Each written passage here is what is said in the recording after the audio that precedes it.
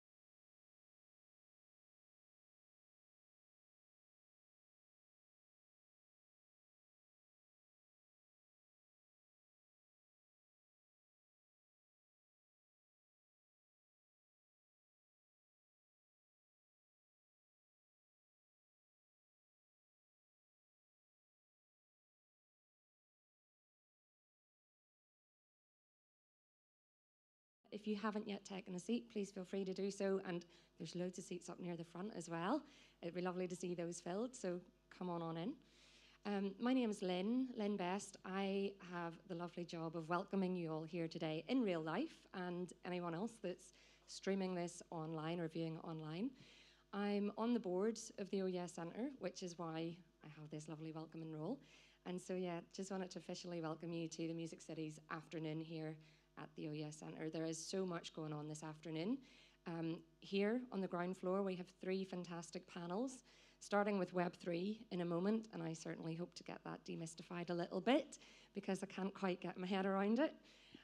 We also have a fantastic panel coming up with Free the Night, who, unless you've been living on another planet, you will have seen a lot of their social media going around talking about how we can improve Northern Ireland's nighttime economy. And so we are looking forward to hearing what their research has to say and also how we can get involved in lobbying for change to really move things forward and improve the nighttime economy for those who work in it and those who enjoy it. And then to finish off this afternoon, we have Music Declares Emergency first visit to Northern Ireland, which is fantastic. So we'll be looking at the environment and how we tackle the climate challenge and how we as a music sector can play a much stronger and better role to, again, make the difference and see the difference that we all want to see. Upstairs, there's more going on, whether it's the MOBOs workshop, there's PRS Foundation funding workshops, there's a couple of great sessions on data and digital rights management, and as dull as that might sound, is very important because if you don't manage your data, you don't get paid as a musician. So I'd put that right to the top of your list. And there's much more that you can see on the Sound of Belfast website. Just a couple of housekeeping things. There are no fire alarms planned, so if you hear one, it's real. Follow the OES staff, who I'm sure will direct you in to the right place. Secondly, we'll be stopping after this first session for a tasty free lunch. There's a whole bed of Tayto crisps over there, which I'll be diving into, so I'm very excited about that. And then as we finish up around 3:45, there's also going to be some lovely Northern Irish hospitality with a bit of a whiskey treat if that takes your fancy. So please do stay around for that, to enjoy it, to network, connect with others in the room. And hopefully see many of you at the Northern Ireland Music Prize this evening at the Ulster Hall. So I think that is everything from me. I want to say thank you to Charlene. Thanks to the team for putting on this afternoon. And I'll be back after lunch to introduce our other panelists. But first of all, over to this lovely bunch of people to learn and talk about Web3. You're very welcome. Thank you very much, Lynn, and thank you to Charlene for organising it all and inviting us over. It is much appreciated. You're very welcome to the Web3 and Me panel, or as a good friend of mine calls it, the NFT No Fucking Thanks panel. But you're here, so it's appreciated. And we know that this technology, blockchain, and where music meets Web3, is not going away. It's going to be an ever-growing and important part of the industry in lots of different ways, and we'll explore some of those today. But it's very early, and it can be complicated. And there is, to be fair, a lot of nonsense spoken about what it can be and what it is and what it can and can't be and what it shouldn't be. So we'll get into a bit of that today. I'm Mike Walsh. I run the partnerships for a Web3 music company called Serenade. We're the people that invented a new music format recently called digital pressings that we launched with Muse back in August. Which was the first new chart-accredited music format since 2015, which has gone really well and is just kind of the beginning of a way of making a Web3 product kind of really accessible for a large audience. So we can talk a bit more about that in a bit. And we're very lucky to have 2 experts with us today who will be part of our demystification and explanation of how we can use this technology and better the industry and opportunities for artists as a result. I'm going to ask them to introduce themselves, but first of all, I'm just going to say that they are genuinely deep in this technology, but in a way, and it's the reason why we invited them today, in a way that is not kind of crypto bro, not in a way that's kind of back to the audience and wanting to make things more complicated than they are, and that's why they're here today, because they're awesome at doing that. So we've got Kat Rogers from Water Music, which is one of the most respected and I would say must-read online portals for anything to do with where music meets Web3. And we have Finn, who's an artist called Upbeat, who's had his own journey in Web3, and they can talk about those in a minute. So guys, I know I've just introduced you, but is there anything you want to say about yourselves? Yeah, I'll go first. So, hi everyone. Thank you so much for having me to speak. I'm Kat, and I As Mike said, I work for Water Music. We are a research collective dedicated to the intersection of music and technology. We do extensively cover Web3. We actually host the only sales database of music NFT sales, and that has been cited in publications like Forbes, Billboard, the Financial Times, Fortune, Rolling Stone. But like I said, we do cover everything to do with music and technologies, especially emerging technologies, those technologies that feel slightly dystopian generally. So we've just launched a research season on creative AI and how creative AI is set to disrupt how we produce and consume music. So definitely hit me up after that if you're interested in learning about that. But outside of Water Music, I'm also a music and tech journalist, and I've written for places like Vice, NME, Wired, DJ Magazine. So yeah, definitely have been fascinated with music and technology for quite some time. Yes, sir. What's good? My name is Finn. I'm an artist called Upbeat. I've done some sold out NFT drops in the past year, but I also work in a Web3 creator studio. And what that is essentially we build out these projects for major brands and creators from the marketing side, but also from the technical side in regards to immersive website experiences, the smart contracts, which we'll get into. But yeah, primarily an artist, and have been an artist for a very long time, but in the last 18 months started kind of dabbling in this space, and I've been incredibly excited by it, and I think there's an awful lot of opportunity, and I think this talk particularly will kind of focus on where music meets this space, because I'm sure if any of you have researched or looked up this stuff, it's quite daunting and just doesn't make a lot of sense. So yeah, hopefully there'll be some relevant stuff to the music industry. Cool. All right. Thank you, guys. So I think we should probably start with, if you're meeting somebody or you're having a chat with a friend who's an artist or who knows an artist, what is the one who are curious, because I guess if they weren't curious, we wouldn't be having the conversation. They're curious in how Web3 can help them as a musician. They're curious in how Web3 and music interacts. What is the one thing you would say to them that would get them excited? They're kind of interested, but get them excited about what this technology can do for them as an individual artist, but also for the industry at large. So I'm going to cheat and say a couple of things, if that's okay. Firstly, I would say that for artists, NFTs and Web3 models of revenue are a way of injecting value back into something that has been completely devalued by the streaming industry. So obviously digital assets. If you're an artist, that's something that's obviously going to be very compelling for you. I think so many artists have just, there's been a huge amount of publicity around how paltry most artists' earnings from streaming services are, and how it's increasingly affecting that kind of like tier of middle class artists who they're just seeing their earnings kind of like diminish. I would also say it's a new way of engaging with your fans, and it's a new. I think one thing to keep in mind is that technology has always impacted how music is consumed and experienced. So I mean, like the 3-minute pop song basically came from vinyl record formats, right? So I think that we can see the same thing happen with NFTs. It's a new way for artists to be creative. And like you said, we're still very early, so I think we're seeing, artists experiment with this in all kinds of ways, whether that's one-of-one drops, whether that's digital fan clubs that are hosted on the blockchain, but it's a way for a new avenue for artists to be creative, as well as, to get a new stream of revenue, which is obviously incredibly important considering, how badly artist earnings have been impacted by the pandemic. Yeah, that's a great answer. I think without getting into the super technical stuff, like the opportunity on the technical side is insane. It's absolutely insane. But if you look at, we had Spotify, we had SoundCloud, we had TikTok, all of these kind of platforms and waves of technology create a new culture. And Web3 has definitely created one of the most insane cultures I've ever seen in music. So regardless of whether you think you're capable of stepping into that world from a technical standpoint, the opportunity for network here is insane. The opportunity to be friends with the head of Spotify, but in this space, to be in the network and have the understanding and be on the cutting edge of all the new technology, all the new opportunities, is I think the most obvious side. So even if you're not able to comprehend what an NFT is, why it works. I think being curious and also surrounding yourself with people who are in that space, because realistically, the people who are kind of like the mid players in this space are going to be the leading players in the music industry in 3 to 5 years.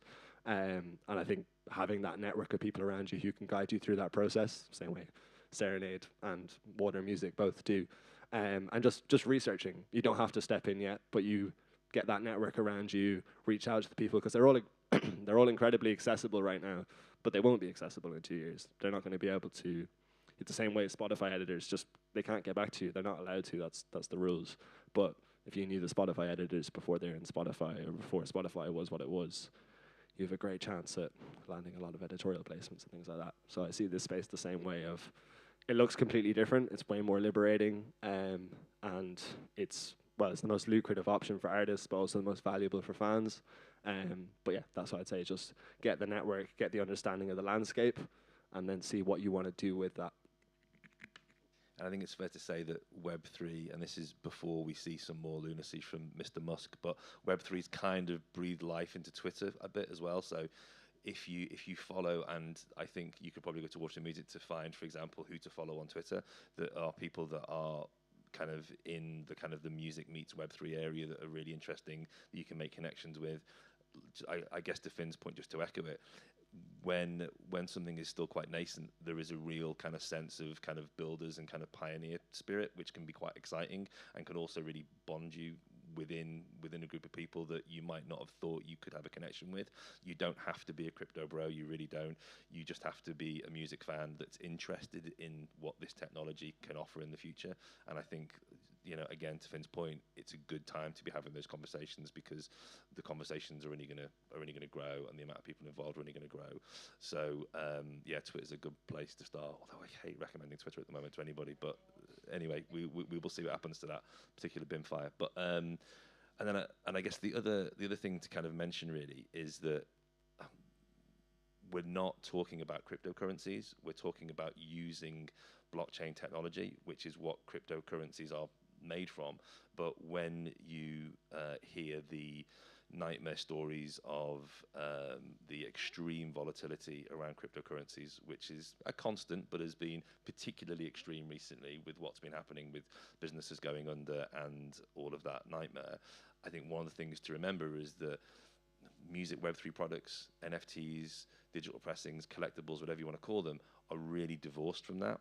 So just because you're buying a digital pressing, or because you're buying a collectible piece of music or digital merchandise from your favorite artist, you're not part of that world. And I think we really need to separate that in people's minds, because I think it's part of the fear factor of the whole space that kind of needs to be untangled. And actually this does bring me on to a question for Kat, who has a real great overview of the whole space really. How has that affected the buoyancy and the enthusiasm within the world of music, NFT, and Web3? That's a really good question.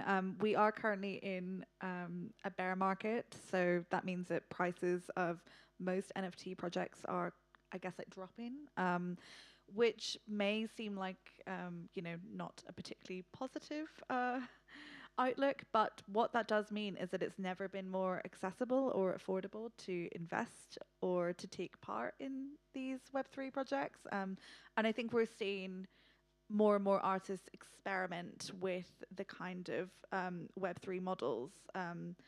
So instead of just maybe doing like a big flashy auction for a one of one, that's where there's only one NFT of a song is minted, and people bid. So it's kind of like an eBay auction. You just bid to get the highest price in it. We're seeing more and more artists experiment with things like open mints, which is where they essentially have unlimited copies, NFTs of a song, and you can just mint as many as you can, usually within like an allotted time limit. We're also seeing artists experiment with things like free mints, because gas prices are pretty low right now. Basically, gas prices are like a transaction fee that you have to pay every time you mint something on a blockchain. It's kind of like a credit card fee if you spend money abroad or anything like that. I think the term gas fees really puts people off. So I think that needs to be renamed at some point. But yeah, gas fees are pretty low right now. So artists are experimenting with free mints, where they put something on the blockchain for free and you can mint it, whether it's a song or a piece of art. And the real benefit to the artist is that they then have this collection of wallets that are essentially like their super fans. They're people that are, it's a like undeletable record of people who are interested in this technology and who care about this artist enough to, you know, mint something of theirs. And that's actually really valuable data for artists. And I think we're seeing more and more artists experiment with airdropping. Airdropping is sending people stuff to people's wallets for free. And that's essentially like we're seeing that being used as like a marketing mechanism rather than like, you know, a way for artists to earn big bucks in like a single drop, which is yeah, really interesting. So yeah, my point is I think we're seeing greater diversity in terms of how artists are using Web3 technology and more creativity in this space. And I think that's ultimately a really good thing for the market. It means that there's more projects out there and more fans can actually take part in these. So for me, I think that's a move away from like the investor mindset, which has really, really been a part of the space for a while. And I think that's a positive thing. Anything that gets away from the investor speculator mindset is a really good thing. And I'm not saying it's bad that people do make money on these things and they flip them from day to day and all the rest of it, but that definitely puts some people off the fact that that's been such a big part of the culture. I think the idea of collecting, being part of community, you know, showing your fandom, I think is all the positive things that come out of this space, really. So to Finn, as an emerging artist yourself, or certainly one that that speaks to lots of artists, what do you think this technology offers to help artists maintain an independence? Yeah, well, I think actually just adding on to Kat's point there about the data side, it's first-party data, so you own it, that data. It's just a direct connection between you and that fan, whereas with Spotify, you're relying on a diluted version of that data, which is really frustrating. You also don't know how that data is aggregated a lot of the time. So with NFTs, when you have that wallet connection with someone, you own that, and no one else can take it, which is great for the audience and the fans, because I'm pretty sure most fans are sick of clicking into pre-saves and having Warner Music add songs into your playlist after you pre-save a song, and all these different tactics that we see in the music industry. So I think the fact that you own the data is really liberating and really exciting, and it's not only exciting for the artist, it's exciting for the fan, because they're being cherished and respected as they should be. But yeah, in regards to, what was it, opportunities for emerging artists? And how they could remain more independent, possibly, as a result. Yeah, 100%. So I think the most exciting thing is that you can raise money, which is obviously always exciting to the music industry because it's a tough thing to do. So yeah, when you sell music NFTs, you could raise all the money for your next recording of your album, or to promote it on Spotify, or to do whatever it is you're trying to do with it.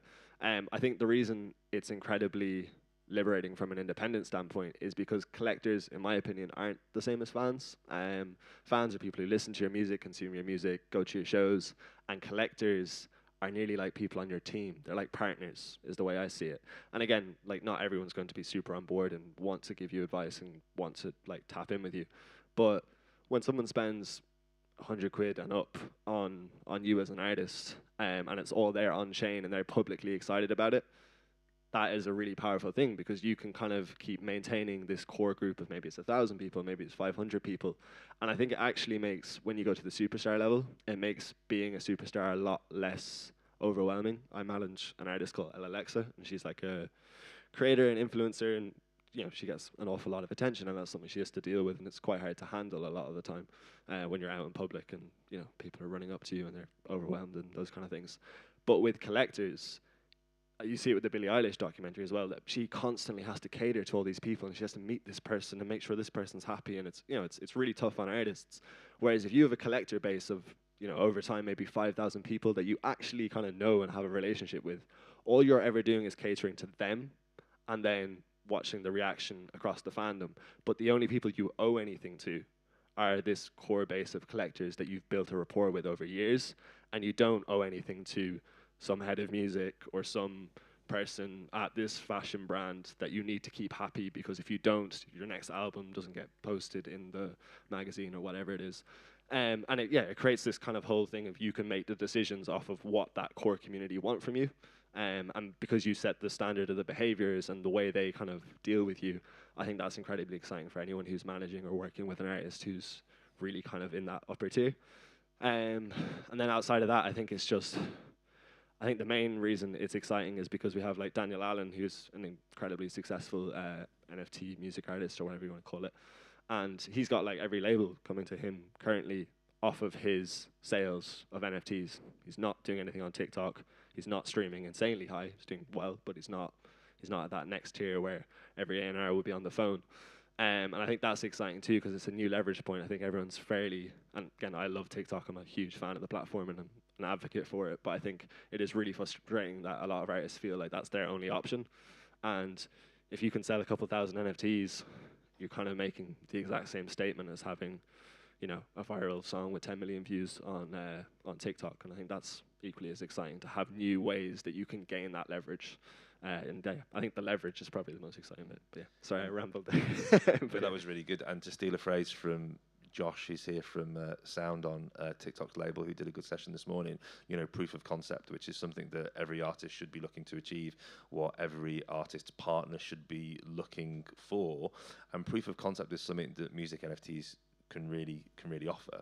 So, you know, you might have relatively small, modest metrics in terms of your tickets, in terms of your socials, but if you can find a community that are prepared to put £5-10 down on a digital pressing or a collectible or a token or whatever it is, not only do you know who they are and you can literally see them and you have their details and you can communicate with them and it's first party data, as we say, it's also them saying we back you, and that's the beginning of your first 1,000 fans. That's the beginning of your, you know, community for life. You know, we often say, if you think about Billie Eilish, for example, can you imagine if she'd have done like 50 digital pressings of Ocean Eyes, like how empowered those original fans would be, but actually how valuable that would be on the secondary market because people would all want to have that as a collectible, right? And that's the other thing to remember about this technology that we don't want to skip over because we're obviously aware that not everyone in the room knows every bit about the tech. But don't forget that when you're putting these things into the world, you have your first set of owners who could become your community, but actually they could also be salespeople, quite literally, in the sense that if this asset, because everything that's made on blockchain has a limited nature, has a scarcity about it, that's one of the things that's really appealing about digital pressings, for example. When we launched it with Muse, there was only ever 1,000 that were ever going to be made, and fans knew there was only ever going to be 1,000, so they all jumped on them, and they were sold out straight away. So that scarcity is really a big part of the culture that is kind of that we're bringing to digital music.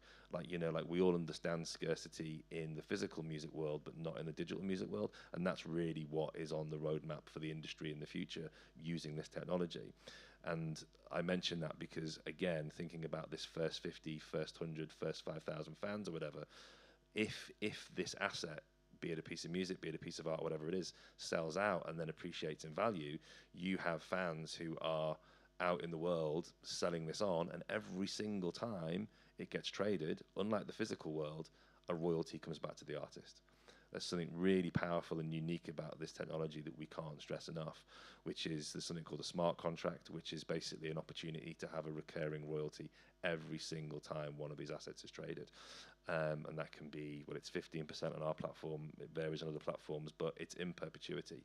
Doesn't need a lawyer, doesn't need an accountant, it just happens, it goes straight into your account. So when we're talking about building this community from the ground up for artists to prove concept and to create that kind of initial community, you're also creating value via the scarcity that community can share in if they wanted to sell them on, and they know that you participate in that as well. That's I think that's like the most insane thing to think about. Like, I remember you saying before about, was it your Arctic Monkeys vinyl or something you have, and if you know, bought an Arctic Monkeys vinyl for probably what £20, it's now worth £300, and if Mike sells it to me and he takes the £300 and Arctic Monkeys see no money off of that, even though they have essentially created the value of the culture, now they would get 10% of that £300 without anyone having to look in. And I think that's just such a beautiful thing for creating long-term like passive income essentially for artists off of the impact of their art over years. And I think one thing that's really interesting that we're seeing is that artists who maybe have like a bit of a legacy in the music industry are using this to actually get more value out of their back catalogue. Maybe songs that have stopped performing so well in streaming, or songs that are, you know, related to like older albums. I mean, you've just obviously released that the Wombats album for their anniversary. So that's a really good example of that.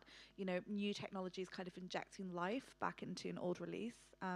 Kate Nash did a really interesting drop with Sound, where she essentially took one of her an old unreleased track and just said, this is just sitting in my computer. I'm gonna drop this, and it kind of just injected life back into that track, and kind of was a really nice way of like fans being able to take a retrospective look at her career, and also, invest in a Sing, which is a symbol of an artist, which meant a lot to them maybe when they were growing up. I certainly was really into Kate Nash when I was a teenager, and so yeah, it's a really that can be really powerful for fans as well as artists, I think. Yeah, totally. And yeah, I was really into Kate Nash in my 30s, so I just feel old. Played her a lot on the radio at the time when I was a grown-up, but okay. Yeah, I think so. We've got 15 minutes left, and we do want to leave some time for questions.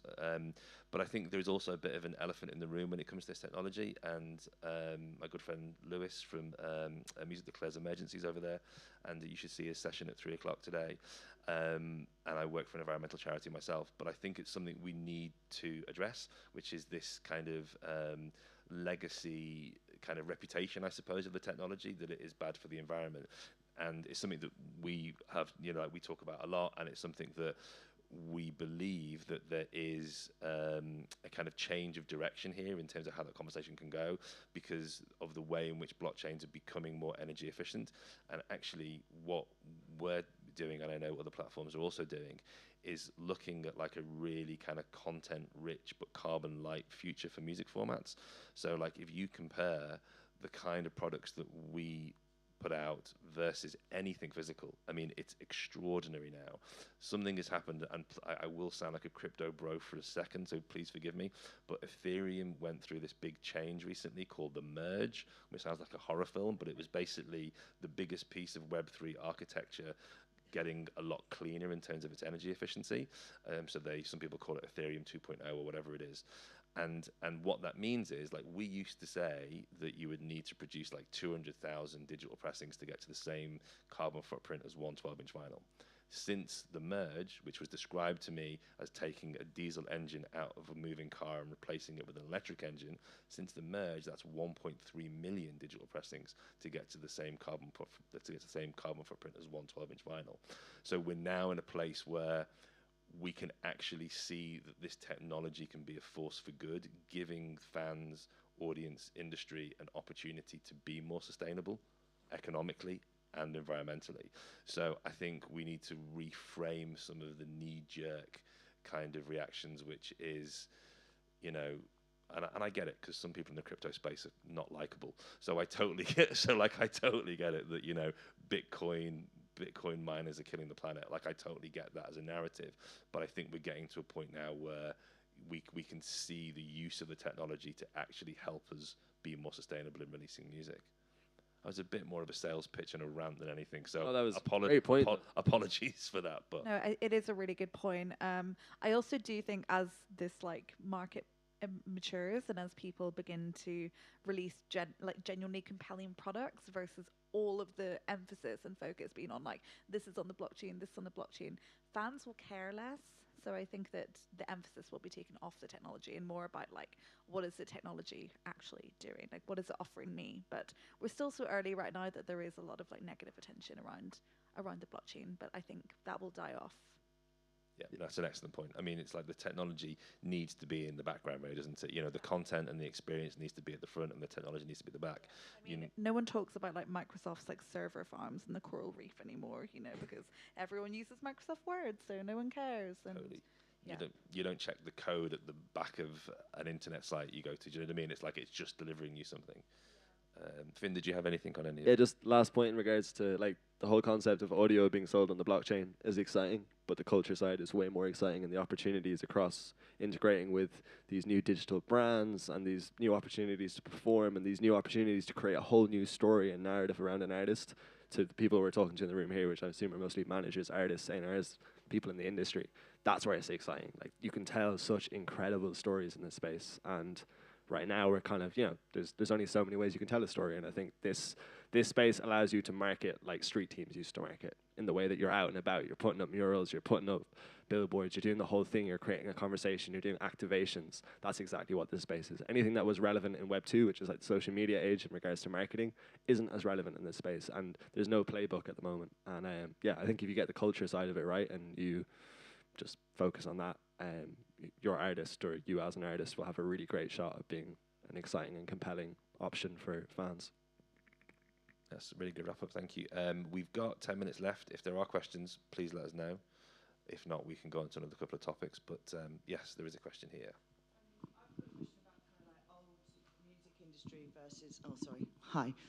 I've got a question about the old ways of music industry working versus this new technology. And throughout, whenever there's been a technological advance, whether that's CDs or vinyl or artists moving to Spotify and Ableton and all of those kinds of things, the music industry's always found a way to kind of catch up and manage to cream the money off the top for the artists. And I suppose with this technology, I really like the ideology behind it, but how do we make sure that we don't repeat the lessons of the past so that you don't get these middlemen coming in and doing that work on behalf of artists and kind of demystifying the process? So I think, yeah, it's a great point, but I think the harsh reality is there will be that, and that is needed. But I think the beautiful thing about decentralization, which is the thing I'm most excited about in regards to like crypto and Web3 and all that stuff, is it gives you the option. So the same way streaming and DistroKid gives you the option to do it outside. Yes, the labels are still going to dominate. Yes, the big distribution companies are still going to dominate, but you have the option. You know, like so many artists blew up off of the funnel of putting something on TikTok, putting it up on DistroKid, and changing their life. So I would say in this space, we're seeing it, especially in the last 6 months, you're seeing so much corporate stuff, so much everyone trying to come in and grab and take. And I think if it's done genuinely with value, it's a great thing because, you know, artists don't need to learn how to code and do smart contracts and things like that, and it is really tough. But I think having the option that an artist can hire a developer, create a little team around them, and has as equal as a shot currently as a label do, is brilliant. So I think the technology will probably be compromised at some point by major labels, and it already is. They all have incredible teams working on this stuff. But I don't think that's necessarily a bad thing if it's done ethically, and this kind of approach is forcing them to do it slightly more ethically. Yeah, I would definitely say for any artists in the room, like educate yourself in this stuff now, and be very careful about what platform you choose to partner with when you're dropping your music. At Water Music, we've published a market map comparing all the different NFT platforms. I would recommend checking that out and just looking very carefully into like the royalties that you will get from any secondary sales, and whether that platform will invest in like marketing and helping you roll out that release. There are platforms that have a more kind of like bespoke curatorial approach, like Serenade. They will basically be part of your artist team for that release, and they will really support you and help with marketing and comms and strategy. So I would say just be careful about the platforms that you partner with. That would be my advice. And if you see NFTs in any form of record deal, take it straight out. Yeah. That's your money. Don't put that in there. And yeah, I guess I can definitely speak for kind of being on the kind of like bleeding edge, to be fair, of where this technology meets the majors, because we're doing deals with them all at the moment, and there are some really smart people in all of those majors, and I'm pleased to say that it's going well. But you know, the truth is they will do what all major labels will always do forever. Well, to be fair, all rights holders will always do forever. It happens in the indies as well. You know, they just want to see what they can get out of the technology. So I think a big lesson for us as a platform is just making sure that we're helping them get the balance right. And I'm talking about masters versus publishing rights, for example, which is something that we're deep in the weeds on at the moment. So just making sure that these new formats are on the right direction of travel when it comes to the songwriter getting paid fairly, etc. So there was actually opportunity as well as these new products and new formats come onto the market to kind of help just edge some of the balance into a more positive kind of place, and we're certainly part of that conversation at the moment.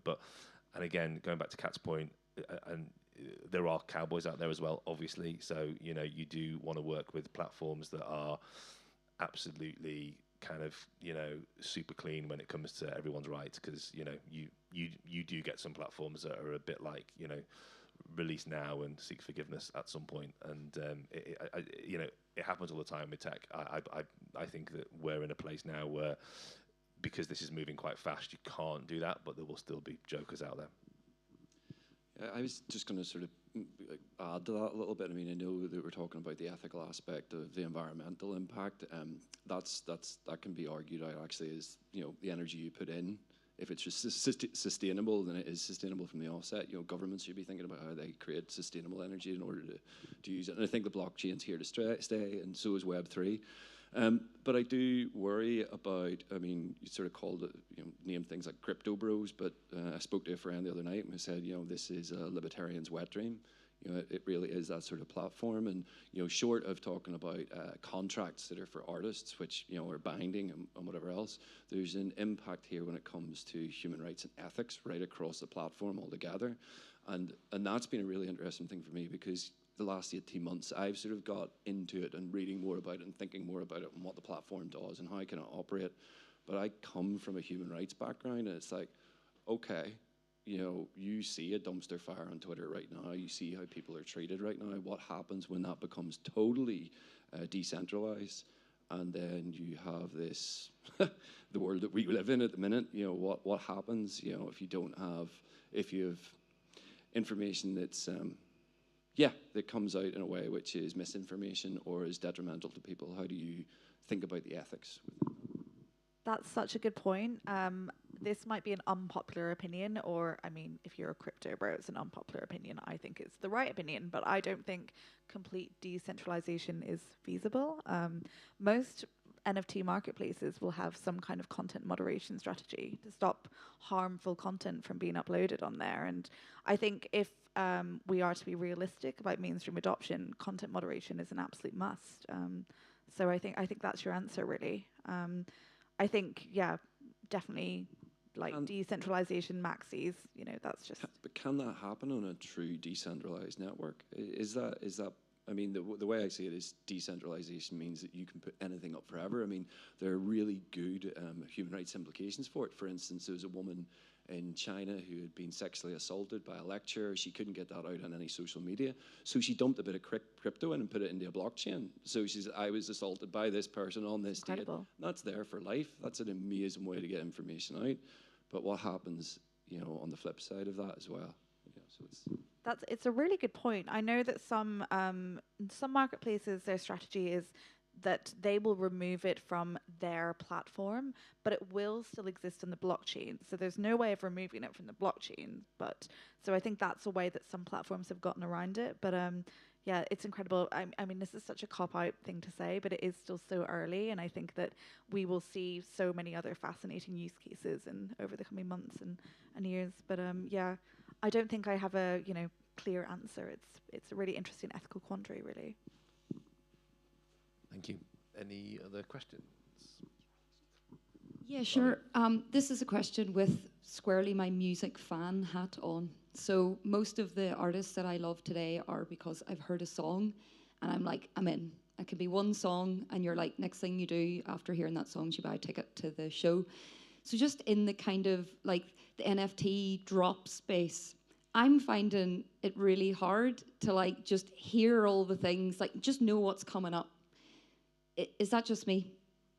Or is there places I should be looking for that? It's not quite curation, because I really appreciate what Serenade do. I appreciate what Sound XYZ do, because there's a curation in that. But I kind of want to know what all's going on, and then I would like to self-curate. Is there a space that I should be looking at for that type of help? There definitely is. There's a really, really great platform called FutureTape, which was started by Anthony Volodkin, who actually ran Hype Machine, if anyone is old enough to remember Hype Machine. So that is a platform that pulls in drops from all of the big music NFT platforms. I think there's like, you know, at least like 10 or 11 on there. It's a really good place to start. In terms of like improving discoverability and actually increasing the chance of finding music you love, what I will say is a really big issue in my view with the music NFT space right now is that it is completely dominated by electronic music.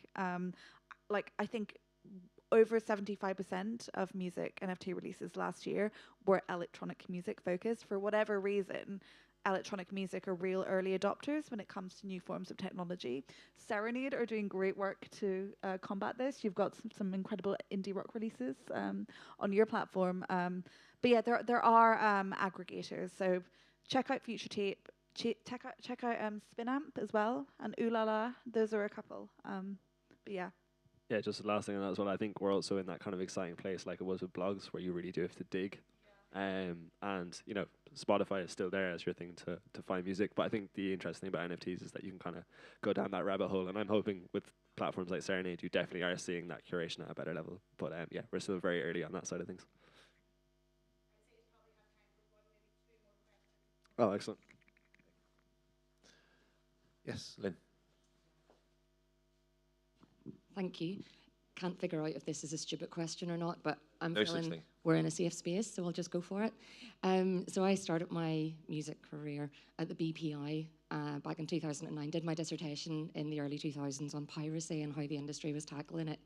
And obviously, as time has gone on and new technologies have emerged, there have been new forms of piracy that have come through. Is this another space where we are likely to see some of that piracy evolve? And if so, is there a role for the industry in educating consumers, as always, as they did, you know, back in the day, whenever legitimate websites were coming through and streaming services were being developed? So yeah, what does it look like from the potential for piracy perspective, and what can we do to make sure that people don't fall foul of that and fall into that dangerous place? That's an excellent question. Why are you both looking at me? I'm really in the weeds with major labels on this at the moment, interestingly. So there's something called IPFS, which is actually the Interplanetary Filing System, which is a decentralized system where most things that are made on chain sit and will sit forever, long after platforms like Serenade or Sound or whatever disappear. So that's the idea that they're out there.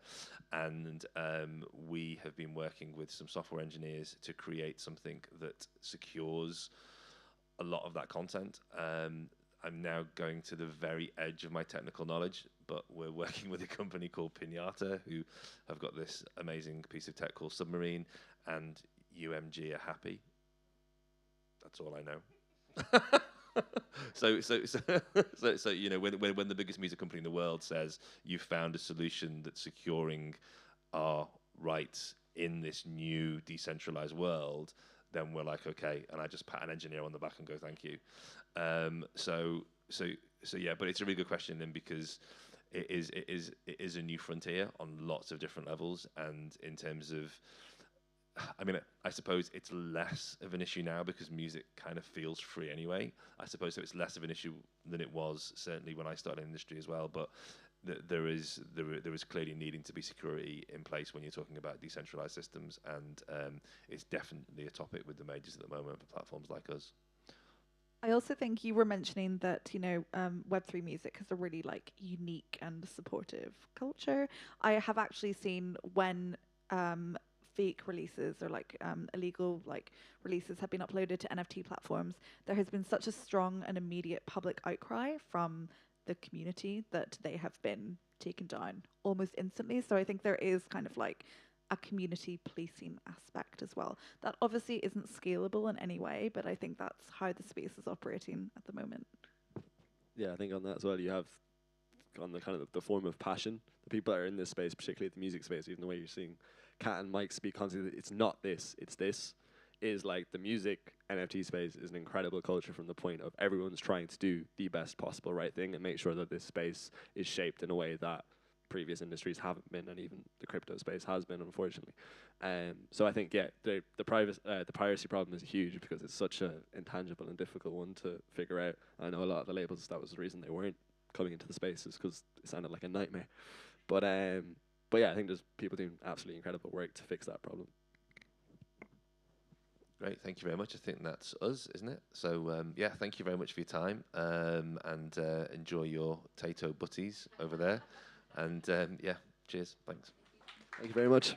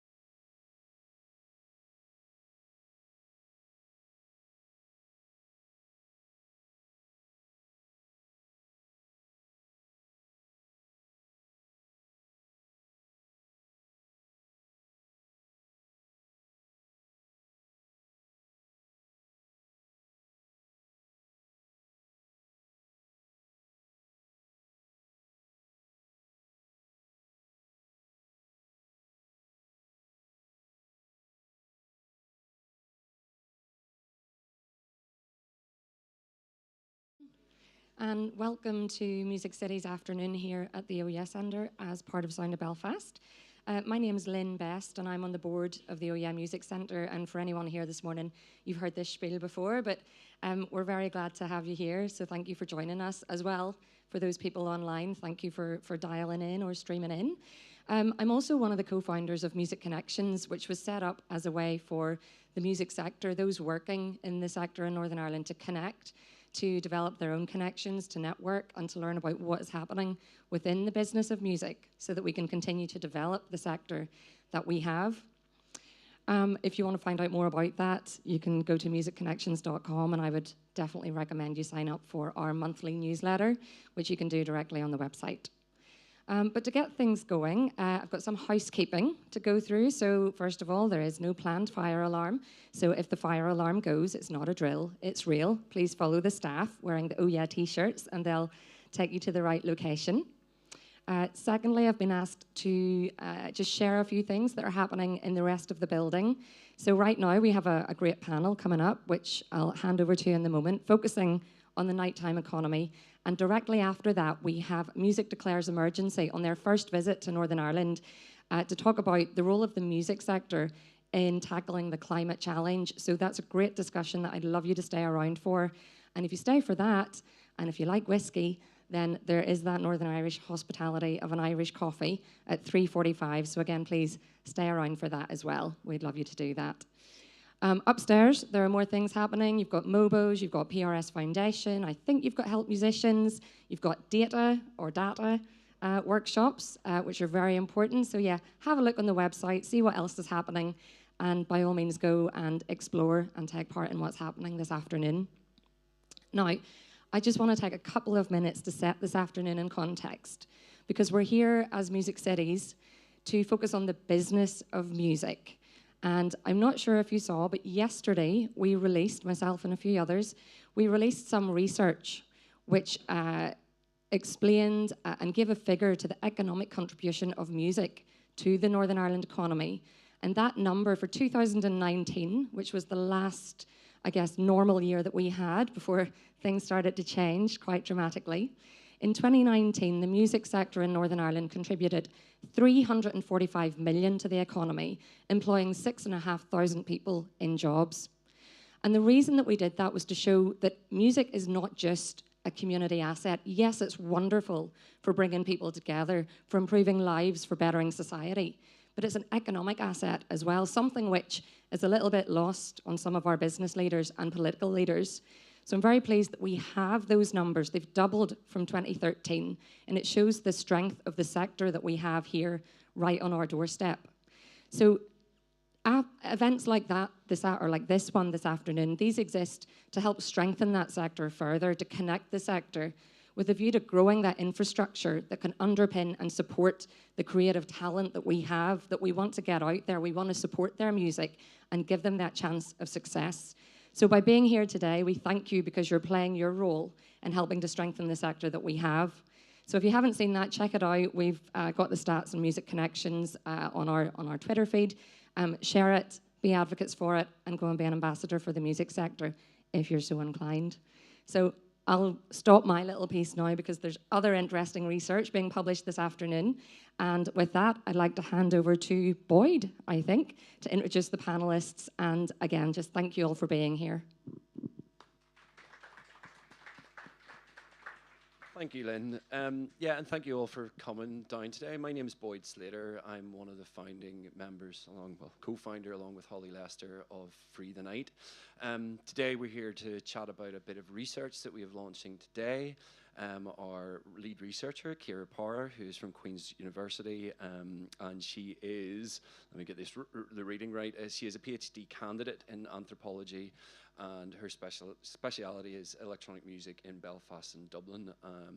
And so today, Kira is going to discuss a little bit about that research. You're going to hear from other panel members. So we have Ryan McFarlane, who also goes under the name Optimist and runs Island Studios, or Island Audio, calling it, Island Audio, and Carly Heath, who is the Nighttime Economy Advisor for Bristol. And to give you a little bit of background, first of all, Free the Night is a non-profit organisation. We set ourselves up nearly 2 years ago now, really to think about the impact some of the licensing laws and licensing legislation that had gone through review was going to have on the creative economy in Northern Ireland. And our first task really was to make sure that the closing times of venues didn't get reduced to 2 a.m. So back when that licensing review happened, we set ourselves up, we advocated to make sure that at least 3 a.m. stayed at the opening times. At that point, we recognized that there were a number, if not lots and lots of different issues with regards to the nighttime economy, how it's set up, what goes on in it. And we felt that we wanted to go from a grassroots perspective upwards. So we went out and we looked at different people who are artists, venue owners, promoters. We spoke to them to find out what their needs were. We used the community really to figure out what our policy areas were going to be and how we were going to address this. And as we said, we've worked from that area up the way. So we went out and we spoke to those people, and then we looked at what research we needed to commit to and what we needed to do. And for around about the last 4 months, this is what we've really been focused on solely, and getting this to where it is. So today, yes, you'll see on some of the seats, you've got this the Free the Night research. It's also available online. You can go to www.freethenight.org to find it there. And yeah, we first of all, we have to thank a lot of people that were involved in doing this. Obviously, Kira, who will speak here tonight, but we also have to thank Resident Advisor, as they help fund and support to get this bit of research done. And a real big thanks to some of the new volunteers who have helped with our social media and our branding, and also to 100 Studios for doing all the design work for it. So what I'm going to do now is hand over to Kira to go briefly over a bit of the research, and then we're going to get into a bit of a discussion about it. Thank you. Good afternoon, everyone. I hope you're all keeping well. You're very welcome to the launch of our research about transforming nightlife in Northern Ireland. I'm going to quickly go through some of the content that's in the brief and some of the data that we've collected. Obviously, everything is in more depth, but we're really excited to share this piece of work with you today. Basically, the brief has 13 evidence-based recommendations that is aimed at policymakers, the upcoming licensing review panel, business owners, workers, local authorities, and really just the general public. It includes best practice case studies from international nighttime communities around the world, and also data that we collected from our nationwide survey, which received over 900 responses, so that was a great feedback. Really, what we've aimed to do with this brief is to kind of look at the whole picture. It is very heavily focused on licensing, but it includes a wide range of areas, really to demonstrate that many aspects of the nighttime economy need to be considered as well as licensing. So, what are nightlife activities? Well, what we describe as nightlife activities is anything that or any entertainment, social and leisure activities that are available to the public for consumption in the evening or nighttime, or in the evening or nighttime. Now, other advocates and other nightlife organizations around the world have described this, or the timing of this, between 6 p.m. and 6 p.m. So really, any activity that occurs in that time is part of the nighttime economy. So going to the restaurant, going to the pub for a pint, going clubbing, going to the theatre, going to a live gig, all of that is included. So what I would like to know is a show of hands, who has engaged in nightlife activities within the last week? Okay, last 2 weeks? And last month? Okay. So it's fair to say then that really everybody in this room has engaged in nightlife on a regular basis, yeah? Yeah, brill. Well, good news.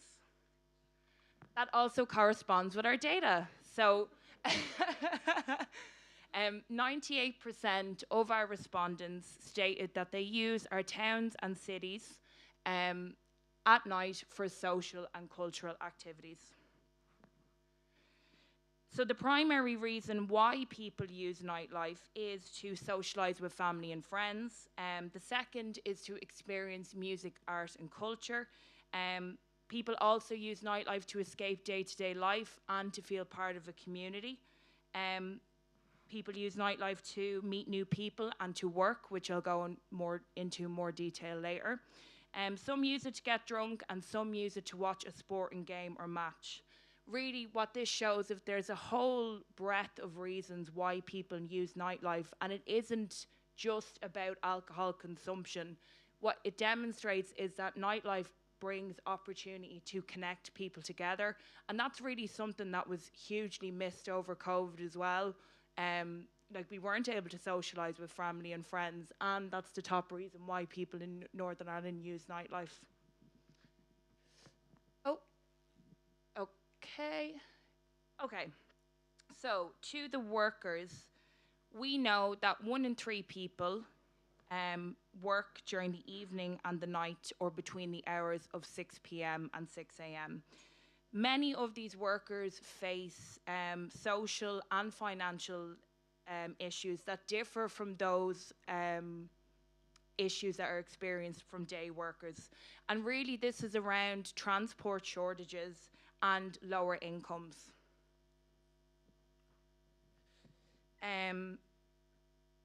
We believe that this also explains why there has been a reduction of around a fifth of the nighttime workforce since the pandemic. This was mostly in hospitality and retail. Obviously, hospitality remains kind of the main sector within the nighttime economy. But what our research shows is that there is many other industries and many other sectors that must be considered by policymakers. And we have found that a lot of the time, these are largely ignored. Okay. So it's really important that legislation that's governing the nighttime economy is inclusive and up to date in terms of its language. It must reflect the current landscape of nightlife in Northern Ireland. Our research and our investigation into it has shown that the current legislation is extremely outdated, and there's not enough distinctions between different nighttime establishments. For example, a nightclub has not been defined in any licensing legislation that governs the nighttime economy in Northern Ireland. In fact, it's actually classed under the public house licence, when they are two completely different identities, two completely different purposes. We believe then this has led to a fierce misunderstanding of cultural spaces and their purpose. Venues have now been put at an unfair disadvantage in the licensing system, and our research shows that there is an urgent need to make clearer distinctions between spaces and a need to redefine culturally driven arts and performance spaces. Okay. So, transport and social infrastructure has lacked consideration of the nighttime economy's social, culture, and communal value. Our research has focused on kind of the lack of venues that are available in the nighttime economy at the moment, and also the lack of transportation at night. We've recently found out that Northern Ireland is possibly the last nation in the UK and also the last nation in Europe to have no nighttime transportation system. That hasn't been 100% confirmed yet, but our engagement with other nighttime communities in these areas has led us to speculate that that is the case.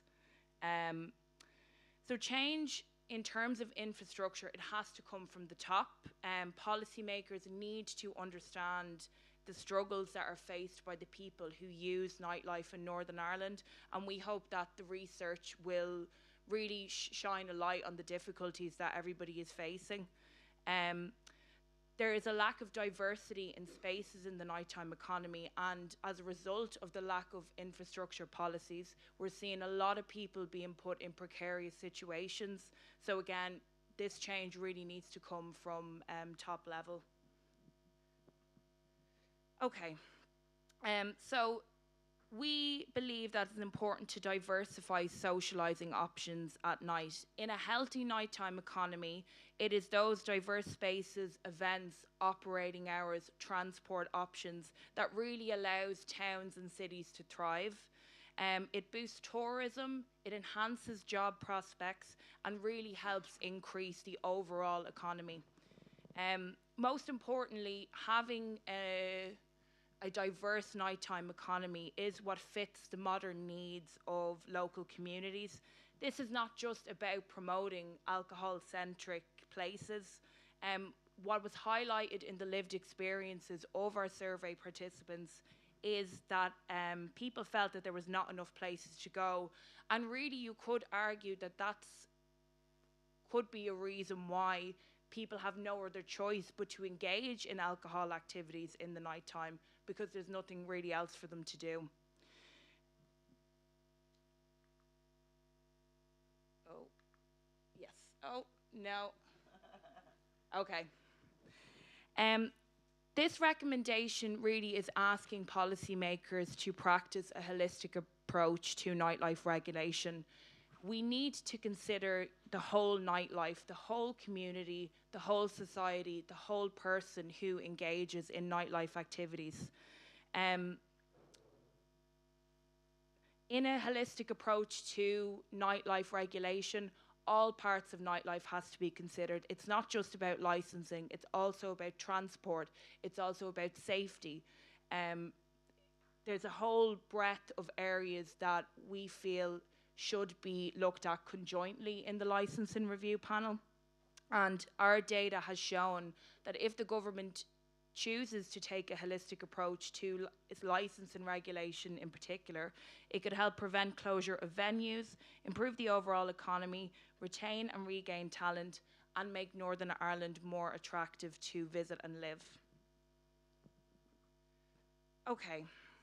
So the next thing that we really feel is very important is to review the surrender principle. All of this is explained in the brief, so I'm not going to go through it because it is quite complex. But really what we have learned is the licensing market is currently not transparent. It's very difficult for young people, people from lower class backgrounds, up and coming entrepreneurs, and those without contacts in the existing market to obtain a license. It's a huge financial burden, and it's a closed community that's preventing Northern Ireland from reaching its full potential in terms of its nighttime offerings. So in correspondence to that, we believe that it's important that the licensing review panel and policymakers consider the introduction of new license categories, because clearer licensing distinctions are needed between standalone public houses as well as other alcohol-centric venues and culturally driven spaces.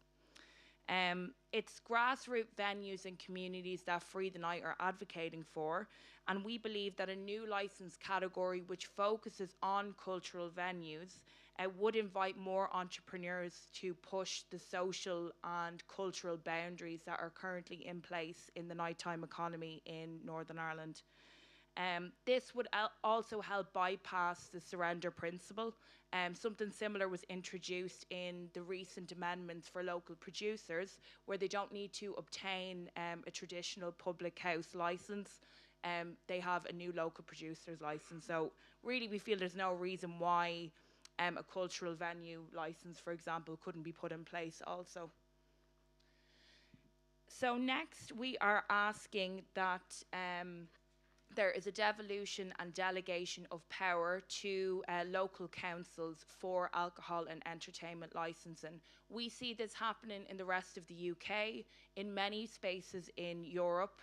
There's really no reason why local councils in Northern Ireland shouldn't have more power to be able to determine the licensing landscape. I believe as well that powers to local councils could help shift the focus away from promoting alcohol and promoting other forms of consumption like food, music, arts and culture. And then tying in with that, there's more opportunities here to be able to consider community health in licensing legislation. The current dialogue really and discussion about licensing has been focused on reducing harms.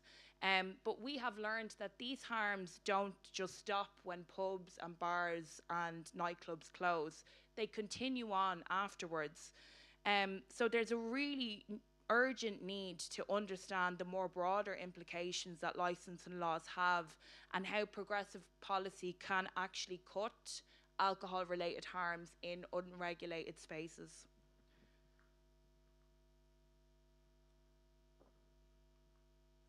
Okay. And kind of tying into that as well, there's a need to promote effective safety and monitoring initiatives at night. We believe that licensing policies especially need to consider the safety of people while also diversifying the cultural offering. And this should really be a key consideration in the upcoming licensing review. We believe that an assessment should be made as to whether the current laws are actually enabling unsafe environments at night, which we argue they are. I'm nearly finished, don't worry. So the second last recommendation is really asking for a commitment to improving and sustaining nightlife in all sectors, industries, authorities and government departments in Northern Ireland. Really the goal must be to improve nightlife environmentally, economically and socially. This can be achieved through a multi-stakeholder nighttime economy task force, the implementation of nighttime advisors in major towns and cities in Northern Ireland, writing a manifesto that's aimed to provide long-term sustainability for nightlife, and also investment of public money into the nighttime economy. Come on. Okay, finally, the last recommendation. We really want the government to support and fund pilot schemes like those that we have seen in other nighttime economy communities around the world. Pilot schemes are really useful because data can be collected without making any permanent changes to legislation. And pilots really can help test the feasibility of a particular policy. So for example, if you were to extend licensing till 6 a.m, you could pilot and trial that and see how to best manage, police and monitor the situation. So yes, that is all from me. There is a kind of a list of our recommendations and I'll leave them on in the background of the panel. But thank you very much. Thank you, Ciara. If you want to hold on to your mic for just a second. I think as Ciara's sort of gone over the research that we've put out here today, you'll see that there is an emphasis really on licensing, and there's a reason for that. There's a licensing review panel that'll be put in place very soon. It should have actually been put in place already, but you all understand how our government functions. So that review panel will go in place, and they will go into a 2.5-year review of the licensing laws, and we hope that being at the forefront of this and being able to go and advocate for these things will help them make those decisions. Now, over the next coming year, a couple of years, we will also be looking at other bits of research and maybe look into this in more depth. Do you want to just talk about a couple of those very briefly? Yeah, I think one thing that we're seeing, particularly what happened in the Republic of Ireland, and obviously, Carly, you can speak on this as well, is the implementation of nighttime advisor roles. Now, the Republic of Ireland has 5 million people, and it's managed to secure funding for a pilot scheme to introduce 9 nighttime advisor roles, which is pretty fantastic, really, considering at the moment, if you compare it to the UK, there's only 3. You know, so it's really, really good to see. And I think it would be very useful if we dedicated some time to do some research about a nighttime advisor, learn about how different towns and cities are using them, because it's really important to understand that each town and each city, it has its own local needs. And we can learn so much more by, I suppose, doing individual analysis and then bringing them all together. So I think that would be one area. another area that I think would be really interesting in terms of research is to understand creative migration more. We see a lot of creative drain in Northern Ireland. So much of our talent exports leave in hopes of better job prospects, and for the most part don't return. And it would be interesting to see how I suppose creatives in the late night culture have migrated away. I think that was a talk that a conversation that we had. And then one of the last ones that I think would be good to do in, I suppose, the near future is to measure more the social and cultural value of nightlife. We have started to do that in this piece of work, but I think there's really a lot more that can be done. And looking back at the history of nightlife in Northern Ireland, which hasn't necessarily been documented yet from what I can find. So there's a huge space there for, I suppose, future research in that area. Thank you, Ciara, and that's a bit of a hint as well. If anybody wants to throw us money for research, we're happy to take it. As I say, we are a charity. We have managed to get some funding, as I said, from Resident Advisor, but at the same time, we've also put a bit of our own money and time and effort into it for a bunch of volunteers. So, I think moving on from what you said there, or actually what ties into it, which is this idea of creative drain. One of the first things that we got up there is recognize nightlife as culture and an important tool for building communities. And I want to talk to Ryan a little bit about this, because obviously you have stayed here, you do have a career in this, and you do feel that this is part of a community. So talk to us a little bit about your feeling as an artist and being part of a studio or being part of a community, being part of Belfast and the city and staying in Northern Ireland, and what it means to you. Yeah, well, I was kind of fortunate enough, whenever I came back from uni, I had a wee bit of a obsession with renting studios anyway, but then I ended up moving into Vault, and as much as the external of what was going on in Belfast, at that time there was plenty of good, there was a few clubs, the Menagerie and stuff were kind of still active, and then now we're kind of experiencing a lot less than that, but for me, kind of those organizations that are kind of making artist spaces are what vitally did keep me here. Because without it, I probably would have been more inclined to get away. It's like having a project that didn't matter about how late the clubs were going or how many opportunities were going on during in that sphere. It was more like having a creative project to work on and like a base to have a community of artists come together in and have that type of same nightlife culture. For me is electronic music culture, and in other cities it's kind of more widely recognized as its own culture.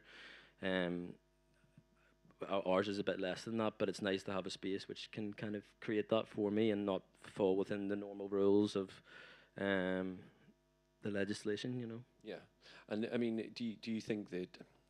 I mean, we spoke about this briefly, but about having that anchor, having that anchor as a space to stay and build community. Do you think that? What do you think that could go some way from government support, from external support, where they could recognise that what you're doing is important? Having that studio, having a space for people to come and communicate with each other and feel part of a community is important. What could they do to make sure that you don't lose that? Because, for example, I think we spoke about this as well, Common Market around the corner, they're talking about turning it into a car park. That's somewhere where people come and find friendship and community and all of those things. And the same thing goes whether it's people who are foodies or people who are wanting to work on music together. If you don't have the space, or if you're constantly being moved on from it, or if you don't have that anchor, as you spoke about, what can be done to make sure that you still have that, it keeps that? Yeah, well, I think at the minute there's quite a lot of spaces in Belfast, empty shops. The retail industry died, and there's lots of places that can be used. And I guess the city council and stuff are kind of already recognizing that they need to help create these spaces rather than it just being on the organizations like Vault to get them and make it happen. There's a Vacant to Vibrant scheme at the minute, which is good, and there's a couple of different tiers to it, but that's kind of the perfect example of what they could do, just availing of more money. One of the downsides I think here is, even though there is funds available, they become hyper competitive because there's not as much money in the pot.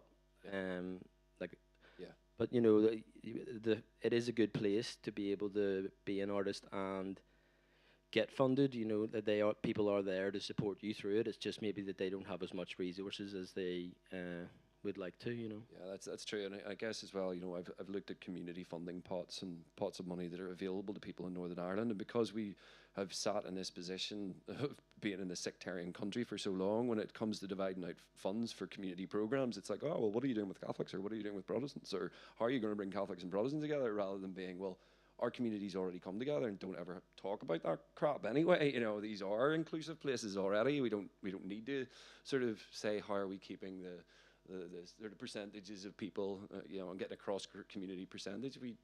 I don't really care about what religion or anything anybody is in this room. We're here to enjoy ourselves and make the best of it, I guess, in some ways.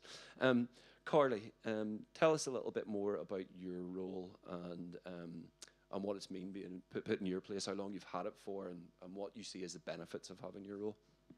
Thanks, Boyd. Yeah, so I am the Nighttime Economy Advisor for Bristol. We're a population of about 465,000. We've got about 1,000 nighttime businesses within the city, so that's not just pubs, clubs, bars, restaurants, hotels, fantastic visitor economy and things like that. The nighttime economy does cover a lot more in terms of our population who work after dark. Like Kira was talking about earlier, you know, it's health and social care workers, it's late night transportation, it's 24-hour retail, late night gyms, all of the people that work within the city, and for a city like Bristol, it's the third as well.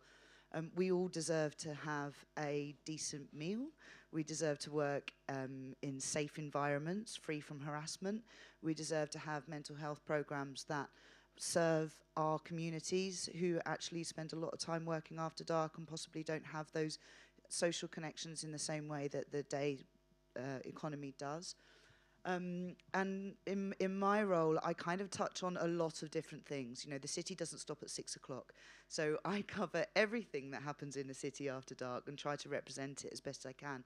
And these things include things like anti-sexual harassment. We delivered a Women's Safety Charter. I'm working on a mental health program for the nighttime economy.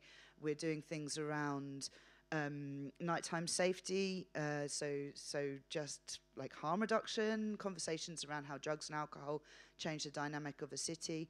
We're a harbour town, we've got a lot of waterways, people get pissed and fall in the river.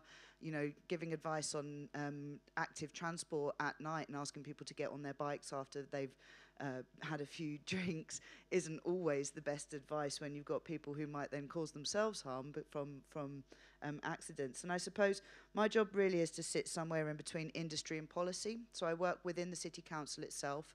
We are one borough, which enables us to actually talk to each other amongst the council and do some real work. So I speak to the licensing teams, I speak to the planning department. You know, when we've got planning applications going in next door to clubs and pubs and things like that, I can actually speak to the planning department directly and make sure that those planning applications have got things like agent of change coming into them.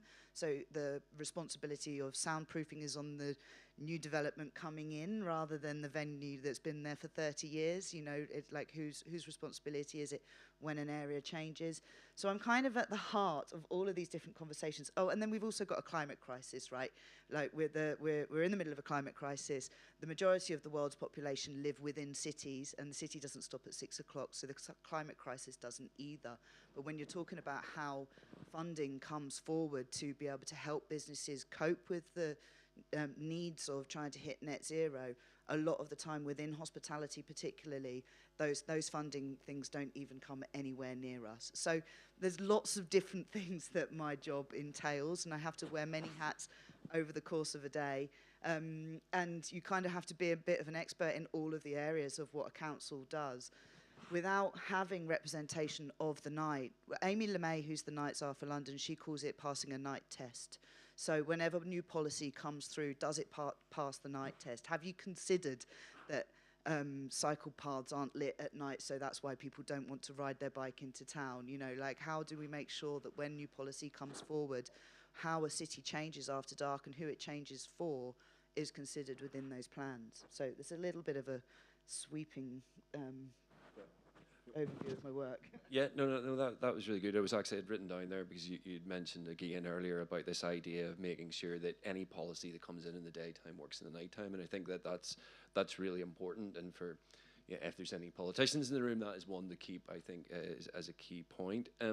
Another thing that I think is very important for us is to make sure that whoever comes in or whatever is put in place is, like, say, a nighttime advisory board or a nighttime advisory person or a nightmare, as they've been called in other places, that the role is ethically sound in terms of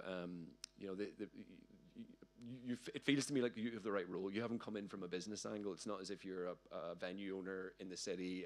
All of those things, and I mean, that doesn't mean that we're against those other systems. But what we want to make sure is that we can take the best and leave the worst, maybe out of some of those ones that exist throughout the rest of the globe. So, tell us a little bit more about how you got your role and how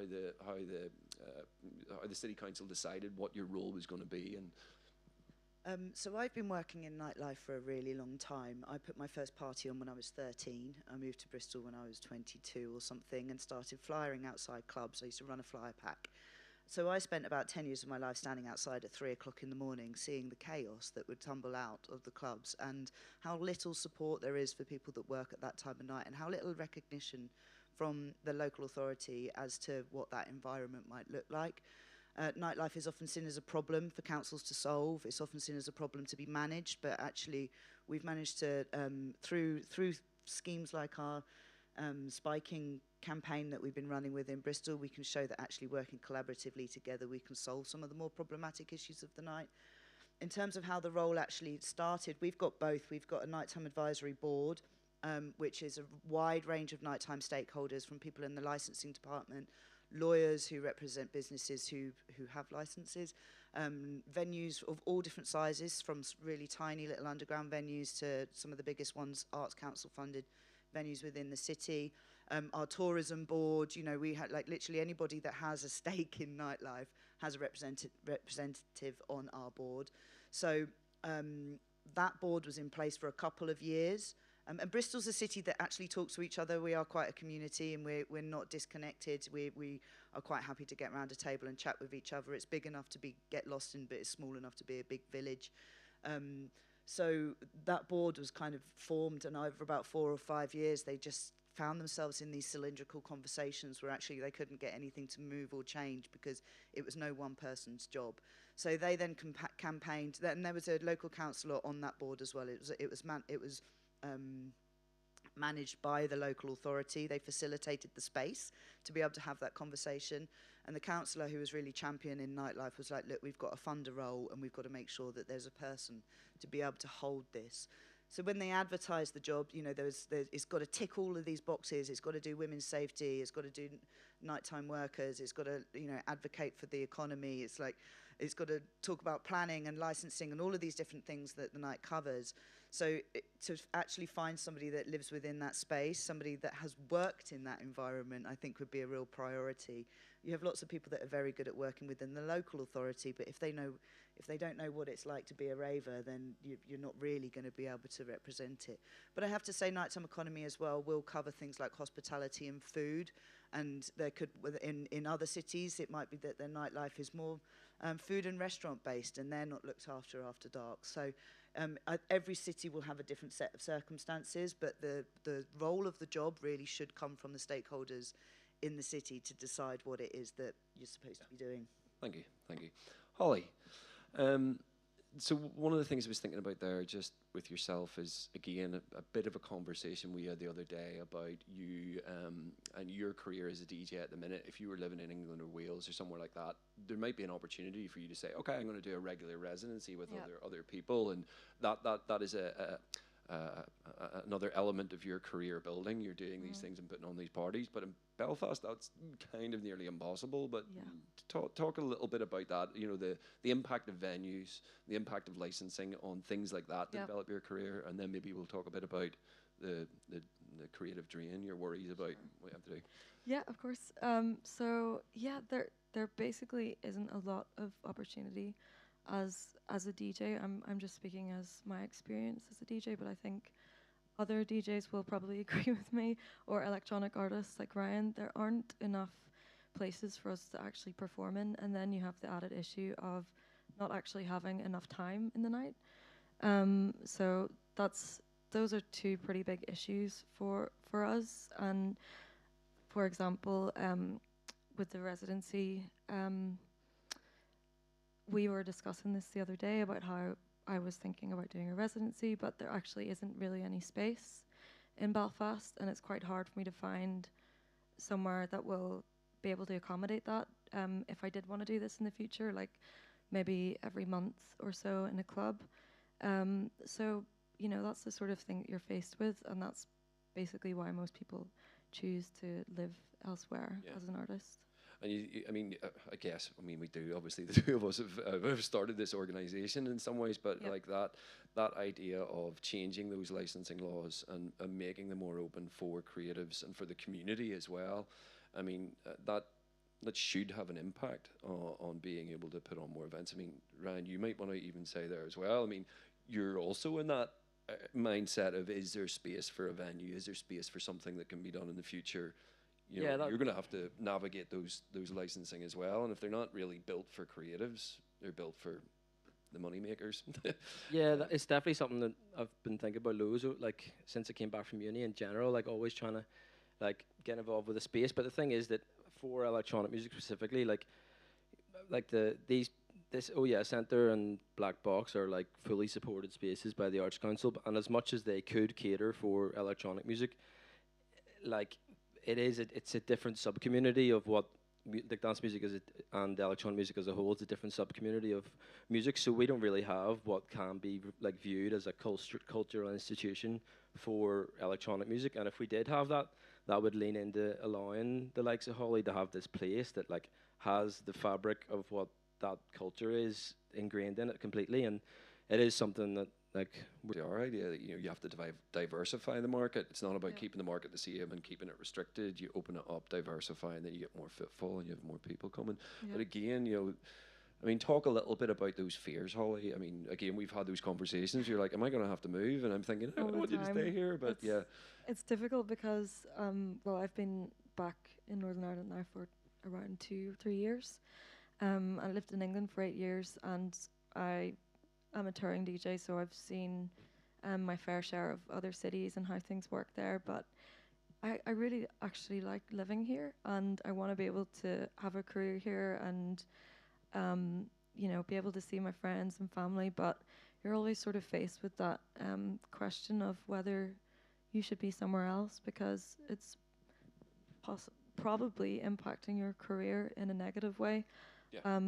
So Boyd has actually witnessed this himself firsthand, like just even in terms of the flights options that are available from Ireland, it's really, really difficult. So if I miss a flight for something, then I'm kind of stuck and I can't get to the gig in Europe or whatever it is that I'm going.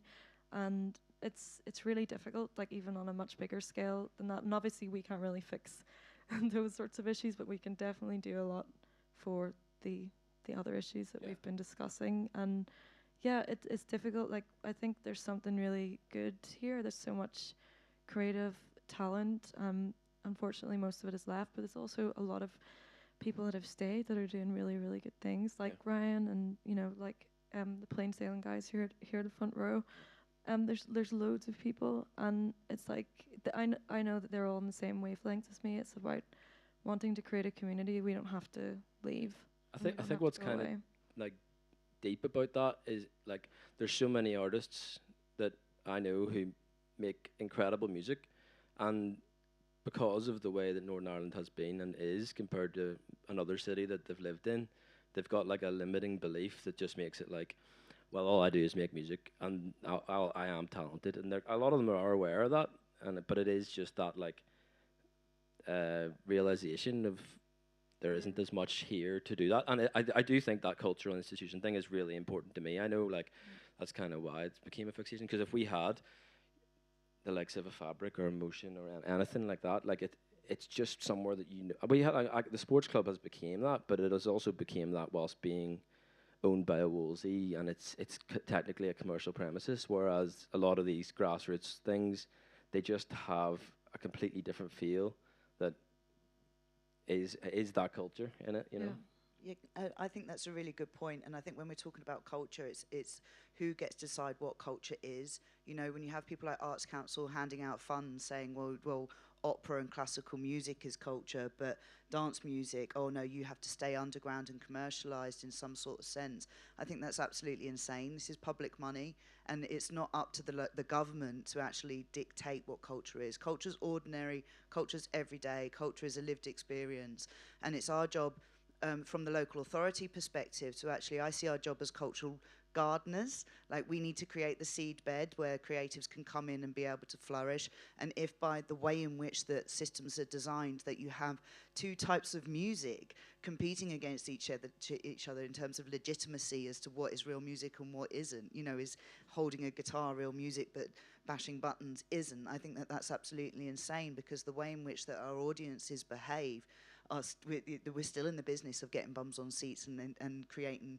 good vibes and good environments for people. So that definition that culture, subculture, or that there is any definition, I think is a flawed ideology and something that we should be fighting against at every level. I think you're 100% right there, and certainly even for us as an organisation, I think part of the battle is getting people who are involved in the scenes to recognise it as culture as well. You know, it's about you as individuals who go out and experience that, people who are the artists, the DJs, to go, no, this is culture, and talk about it and frame it in that language when you're talking about it to friends, family, and whoever else.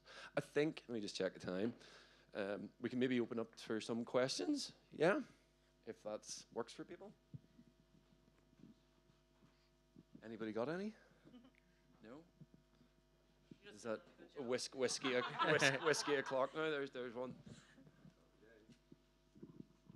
Thank you, and I think the work you've been doing is incredible, and I'm really taken by these 13 recommendations. The fact there are 13, that's quite a lot. I'm just wondering, where would you like to start? Where do you think we can start?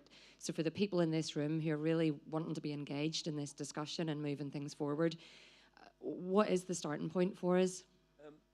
Well, I can let you go, but I mean, I think really for us, these things have to happen together. A lot of this must happen together. Keir, you can't step in and jump in. Obviously, there are different bits and pieces you can run different piloting for, and you can say, okay, can we collect some data on this and see what happens with this?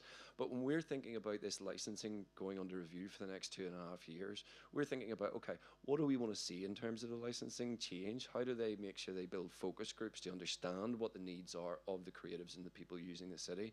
But then also, if we're going to start saying, okay, we want you to expand, let's say, licensing time and open up later, we need to have the infrastructure to back it up at the same time. So the conversation between what's a licensing system going to look like and what's a transport infrastructure system going to look like, and what are workers' wages going to look like when they're working longer hours or working into the night time, all of those things have to be considered at the same time. It's not good enough to go, well, obviously we have to start somewhere, but we have to start really thinking about all of these things, and it's why we're building the team of volunteers with Free the Night and making sure we've enough capacity to be able to do the things that we're doing. It's why we've really put this together as well, so as people can take this to their own cities and towns throughout Northern Ireland and go, put it into a councillor's hand and say, look, here are the things that need to happen in our town and city as well. We need to take these things into consideration. But, you know, ultimately, massive change has to happen. And it has to happen relatively soon. I mean, we can't continue down the path of not understanding our own licensing system. We can't continue down the path of having organisations, paid for by the government to look into the economic impact of licensing, who then turn around and go, oh, we can't tell you anything about it because it's not a transparent system. So the system has to change. Ultimately, that just has to happen. And yeah, Keir, do you want to? Yeah, I think one thing that I really would love everyone in this room to take away is to really understand that nightlife is culture, and we established that nightlife is such an important part in people's everyday lived experiences. This is your nightlife, and the more, I suppose, consideration that you kind of think of it in that way, the more that we can change perceptions, the more that we can change attitudes, that nightlife is not this, dirty word. nightlife is culture, and I think the more we can communicate that with our friends, the more we can communicate that with our family, we will get to a point where we can collectively change our biases and our attitudes toward nightlife. And that really is the first step. That's something that everybody needs to do, no matter, you know, what your job is, no matter what your position is. We all need to collectively think of nightlife in that way. And that is the only way that I believe change will come. So if that's one thing to take away from today, that would be like a huge, I think, first step. Yeah, it's that idea of ask us questions. You know, understand what it is that we're trying to achieve, I guess. And as Ciara said, it's that idea of sort of changing perception. You know, one of the most valuable things that you can do is keep listening to what we're doing and keep listening to artists. And then what we will do is we'll go out and meet with MLAs, go out and meet with politicians, but also we need them to recognize that there's a force of people who want to see these changes as well. So when we do things like write to your MLA, engage in it, send the letter to your MLA. You know, we generally set them up so as it's a templated letter anyhow. It should be easy for you to do. But when you see something pop up and you're following, and do follow our Twitter and Facebook and all of those, respond to it, you know, engage with it, tag your local councillor, and if it's something that you think you know will strike interest with them. It's about us advocating for what we want and getting our politicians on board. And you know, it's not their fault that they don't understand it. It's somewhat our fault for not explaining it well enough. And that's what we hope to be here for. That's what we set up. Can I add something onto that? So we're like, whenever we come in, local councillors and politicians, they're there to do the job of what supposedly the people tell them to do. So we have elections coming up next in 2024. When those opportunities arise, make sure that you go along to things like hustings, ask questions publicly about what those politicians are going to do for culture, going to do for the nighttime economies, going to do for hospitality, and going to do to make sure that we look after cities after dark. Because unless you put it on their agenda, the sorts of people who are very vocal in those spaces, their voices will be louder. And at the end of the day, when it's a policy change that needs to happen, the perspective councillors and politicians and what have you, they need to know that it's something that's important and something that is discussed widely. So use those moments of innovation, hassle them on social media, you know, write to your local councils and local authorities and ask them to see their plans for nightlife. Because the more people ask these sorts of questions, the more those institutions will understand that this is something that needs to be managed and something that needs to be solved. Thank you. Any other questions? Yeah.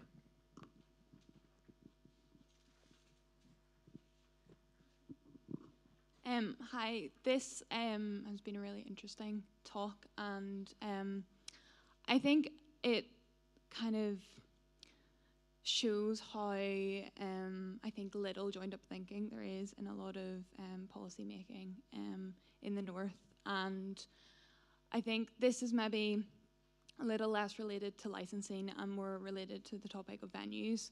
But I was wondering if any of the research has kind of come across the problem of dereliction, especially within Belfast. Obviously, we have a few venues, but one of the main things that happens within art spaces is they are kind of being bolstered out by the likes of landlords who want to make office spaces and stuff. And we've seen that in Belfast so recently with the fire. And yeah, so I kind of wondered in terms of like venues, if you just like have considered this at all or thought about it at all, because just I'm part of a artist co-op, and the main thing that we find was putting on events, because we are not funded, we're volunteer run completely, is every single event we want to do, we're like, yeah, this sounds great, but where are we going to do it? And yeah, so I just would wondering. Yeah, I mean, we've definitely had conversations as an organisation, spoken about and thought about, you know, how do you make areas for artists, creatives, or for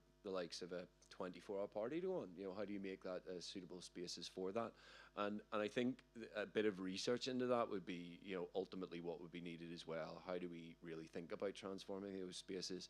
And I think it's not just derelict spaces. I mean, we had this conversation last night that there's spaces that buildings are used, but maybe the top floors are empty that we know about. And it's like, oh, there's these amazing, huge the condition of them and all as well. Like once you get building control in and you think event's going to be possible, then you end up being met with a load of other problems, which as someone who's going to rent it temporarily at a party, or someone who's looking to actually make it a permanent space, you end up, your problems go from small to massive. Like, but I think there is definitely something in that. I mean, I moved to Manchester back in 2003, and when I moved there, Ancoats in that area of the city around Oldham Street was pretty much dead. It was when it was the very beginnings of the Northern Quarter, and it was like a couple of parties happening in shops, shop spaces that weren't filled.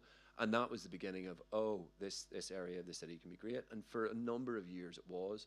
And then it just got gentrified. Then it was just like all the wee parties are out. Oh no, that's going to be this bar and somebody's apartment's above it and whatever else. So I think, one of the things I think that's really exciting for us in Northern Ireland is we've got all this opportunity.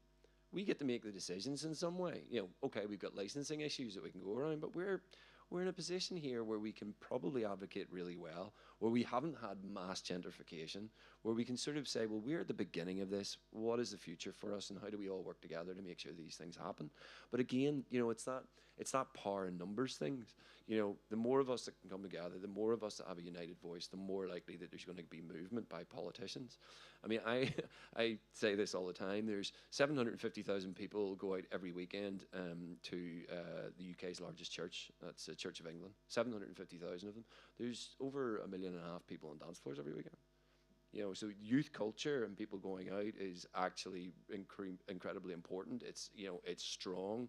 There's a large group of people there, and I do feel that although you can't go and start proselytizing to people in clubs when when some music's on, you need to go and do this, go and speak to your counsellor. I think that those are also the spaces where, if there's a connection to Free the Night, if there's some information sat outside, if they can find a QR code, if somebody else is talking about it to them, it's that whole thing about trying to create a huge community of people, all sort of wanting to point in the same direction on something. And that means communities not just here in Northern Ireland, but across the globe. A lot of the information in here from the case research comes from all over the place, and it's amazing and it's incredibly interesting. It's amazing to see other cities which are the same size or smaller than ours, adapting things and changing things, and it makes me really positive and thinking, well, there is chance here for change. We have not. Our city's fucked, but it's not fucked up yet. It's like, we haven't, fucked it up with the gentrification. We can get there with everything else. So, I hope that's what can happen. Can I say something really specifically about the attitude of being a promoter, right? Promoters are vibe creators, and we create magic out of nothing. And actually, all you need is a really good idea, a little bit of a space, and a gang of friends to come along with you. Trying to find those specific places, and they may not be natural places. If a club doesn't exist, is there a bar that can do it for you? If a club doesn't exist, how about a community centre? Is there a community hall? Like, where can you convene those spaces to actually start to pull the crowd together? Because if you have a community of people that want to go to a particular thing, then those club spaces do tend to end up happening out of the ashes of something else. So I'm somebody that has put on thousands of parties in my time, and really you just need a good DJ, a good sound system, a dark room, big sound system, and some people to come along and dance with you. If you can convene that, then actually it's quite exciting going from place to place, and that becomes something else in and of itself. We've got temporary events notices in UK, in English legislation. I don't know whether that's something that you can do here, but we have some really great parties in Bristol, and actually they go to all sorts of different places.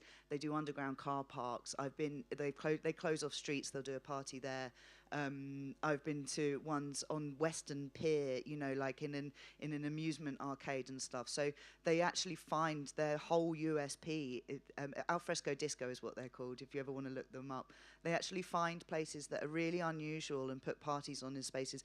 I went to one in a children's playground, where they actually take it off. So if there is anything within the legislation to be able to hold those temporary events, essentially what you want to do is you want to prove to the local authority that you can do it safely, that there isn't a nuisance to the local residents, and that you bring communities together, because nightlife is about community, and where there's a will, there's a way, and promoters are those special kind of characters that can make that stuff happen. And it will affect you as well, the licensing. I mean, if you wanted to run these sort of things, that's exactly what you want. You would want a very easy to get cultural license to be able to serve some drinks in the evening, because again, that is not the key part, but we have to recognize that there's a connection between wanting to enjoy yourself and having a drink or whatever else it might be that you do, but it's about doing that safely, and how do we reduce harm, and how do we make sure that licensing are fit? Do you want to add to that again? Yeah, I think just in terms of like collecting data, I think it would be really interesting for, particularly in the music scene, for different advocates of different genres of music in Northern Ireland to come together so we can collectively measure the different trends and of openings and closures of venues, because there has been a lot. We know, I haven't been able to locate any specific data about this. I don't think anything exists, and if anything does and anyone knows of anything, definitely send it my way. I know in the Republic of Ireland, I should know these stats off by heart, but I don't. It's in the brief. But I think there has been over an 80% reduction in the number of nightclubs specifically since over a 2-decade period. So, you know, we can do this data, but we need to come together. We need funding. We need, you know, I think this could be done from a collective standpoint, definitely. Yeah, I think I would be in agreement. You know, this has to be something that we're working with council, working with the information that's already there as well, looking to get access to it, so as we can get a real picture of what it is that we need as well. But I do worry at times, and this is why, you know, again, one of the things for us is that we're action focused. Like, this is great that we've done the research now, but the research now needs to be put into action, and it's up to us to go and do something about it. So I want to, you know, make that clear. As an organisation, we are proactive. We are going to be knocking on the doors of MLAs and politicians and trying to fight these and trying to push these arguments forward. And the other thing is that we are not in a position where we know everything yet. So, you know, you coming and saying what you've said and asking that question is really important for us, because it gives us another thing to say that is on people's radar. That is something that people need to address. We need to think about that. The challenge for us is capacity at the minute. You know, there's 10 of us now as volunteers. Although, you know, it's, you know, a lot of work is put on the shoulders of a few people there. But this is what we're doing, and this is what we want to do, and this is what we think is going to be best for Northern Ireland. So I think another thing that you've got is a bunch of neurodivergent people who are just going, oh, this needs to change, and that really is it. You know, we're like obsessives, for good or bad, I guess. And that's why the research is also so good as well. I mean, I think there's another question there as well. Maybe we'll finish quite soon, but if we maybe get that one in. Hi, thanks, Boyd. And I want to apologise. I came a bit late. My name is Seamus Tafuicha. I'm one of the city councillors, and I actually proposed last year successfully the creation of the night mayor position, or night champion, or whatever you want to call it, in Belfast. We've had a significant amount of institutional pushback on that, I have to say, but we've had some really good kind of starting conversations with Amy Lamy in London and with Ariel Palitz in New York. I have to say I do have two kind of concerns based on just what I've heard. And again, I did come late, so apologies if I have missed anything that has kind of been discussed.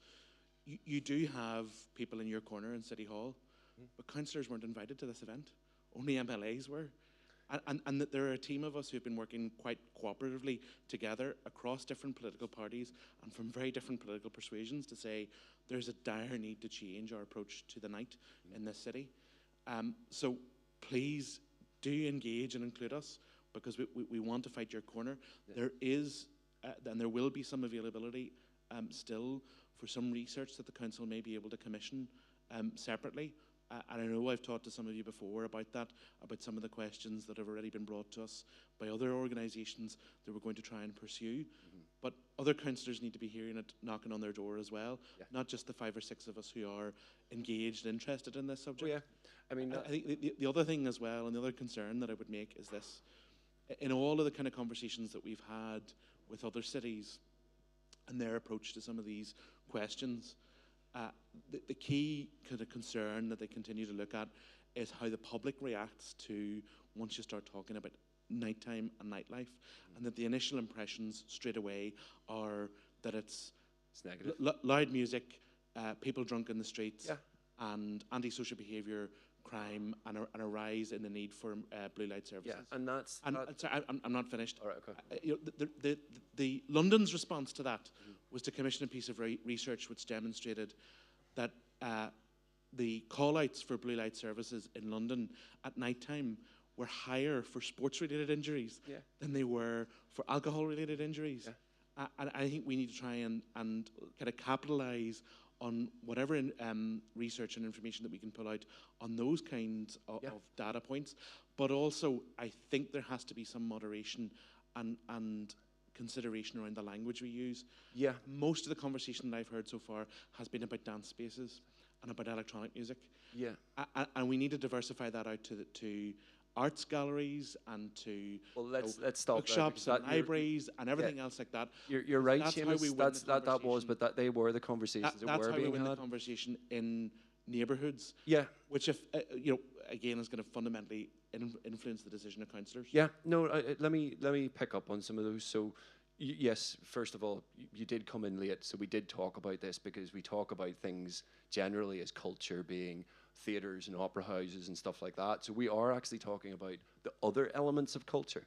So we're talking about dance floors being cultural places, which are generally not accepted as cultural places by councillors, MLAs and departments. We have went out and engaged with those departments. And yes, you're right, there does need to be a different attitude taken towards the nighttime economy. And that isn't just by ourselves and the people who are using it. It's also to do with the councillors and the people who use that language incorrectly. So we have heard language from councillors like, well, this is Belfast, not Barcelona, when people wanted to open up for another few hours.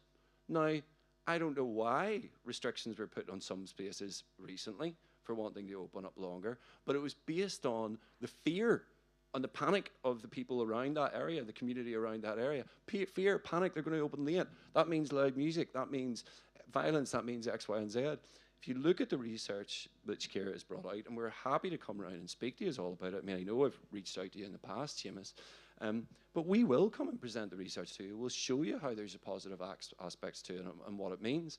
But also, what also needs to happen, Seamus, and what needs to be understood by MLAs, councillors and other departments in Northern Ireland is that you come to the people in Northern Ireland to talk about it. Don't go to London to speak about what people do in Belfast. Here's the best people to speak about it.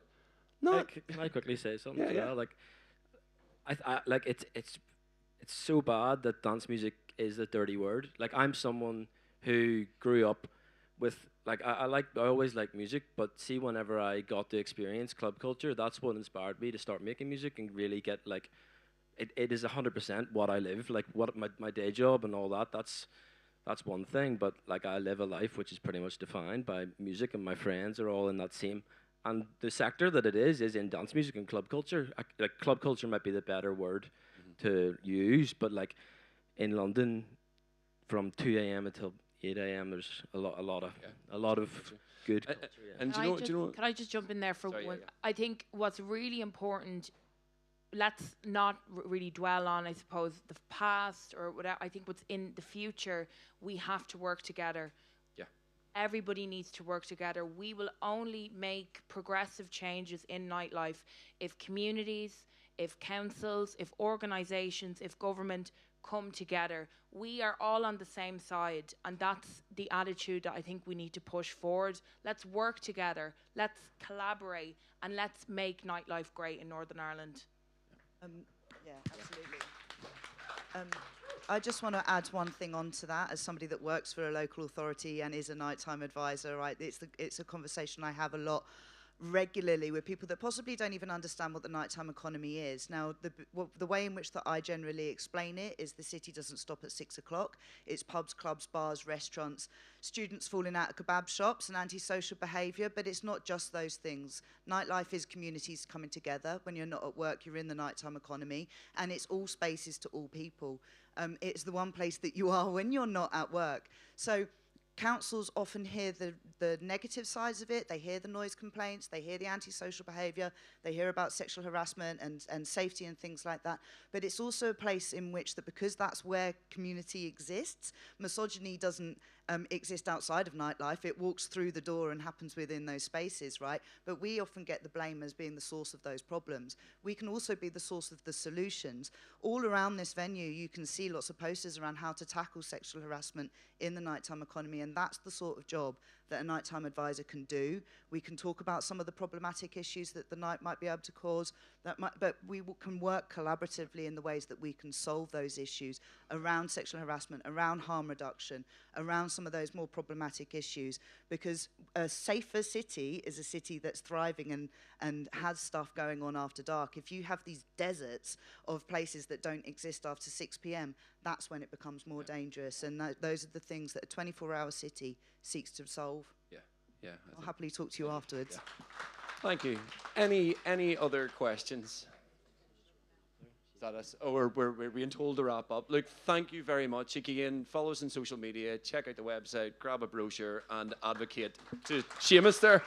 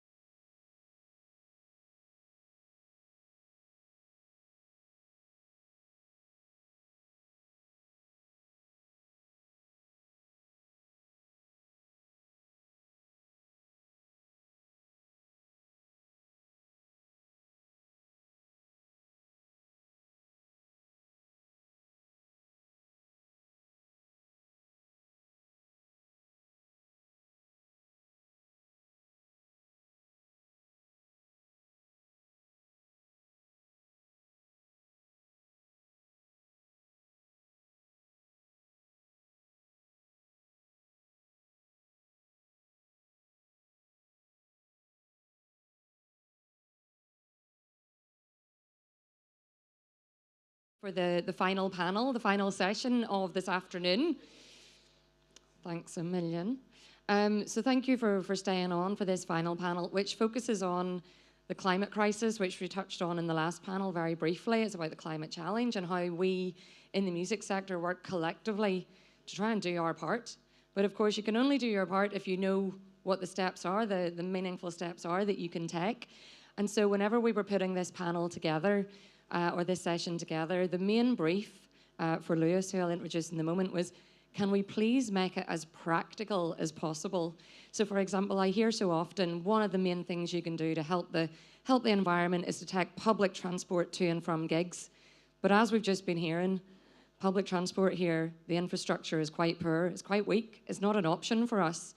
So what are the actual tangible, meaningful steps that are practical enough for us to take? And so that was really the brief for Lewis in terms of where we start.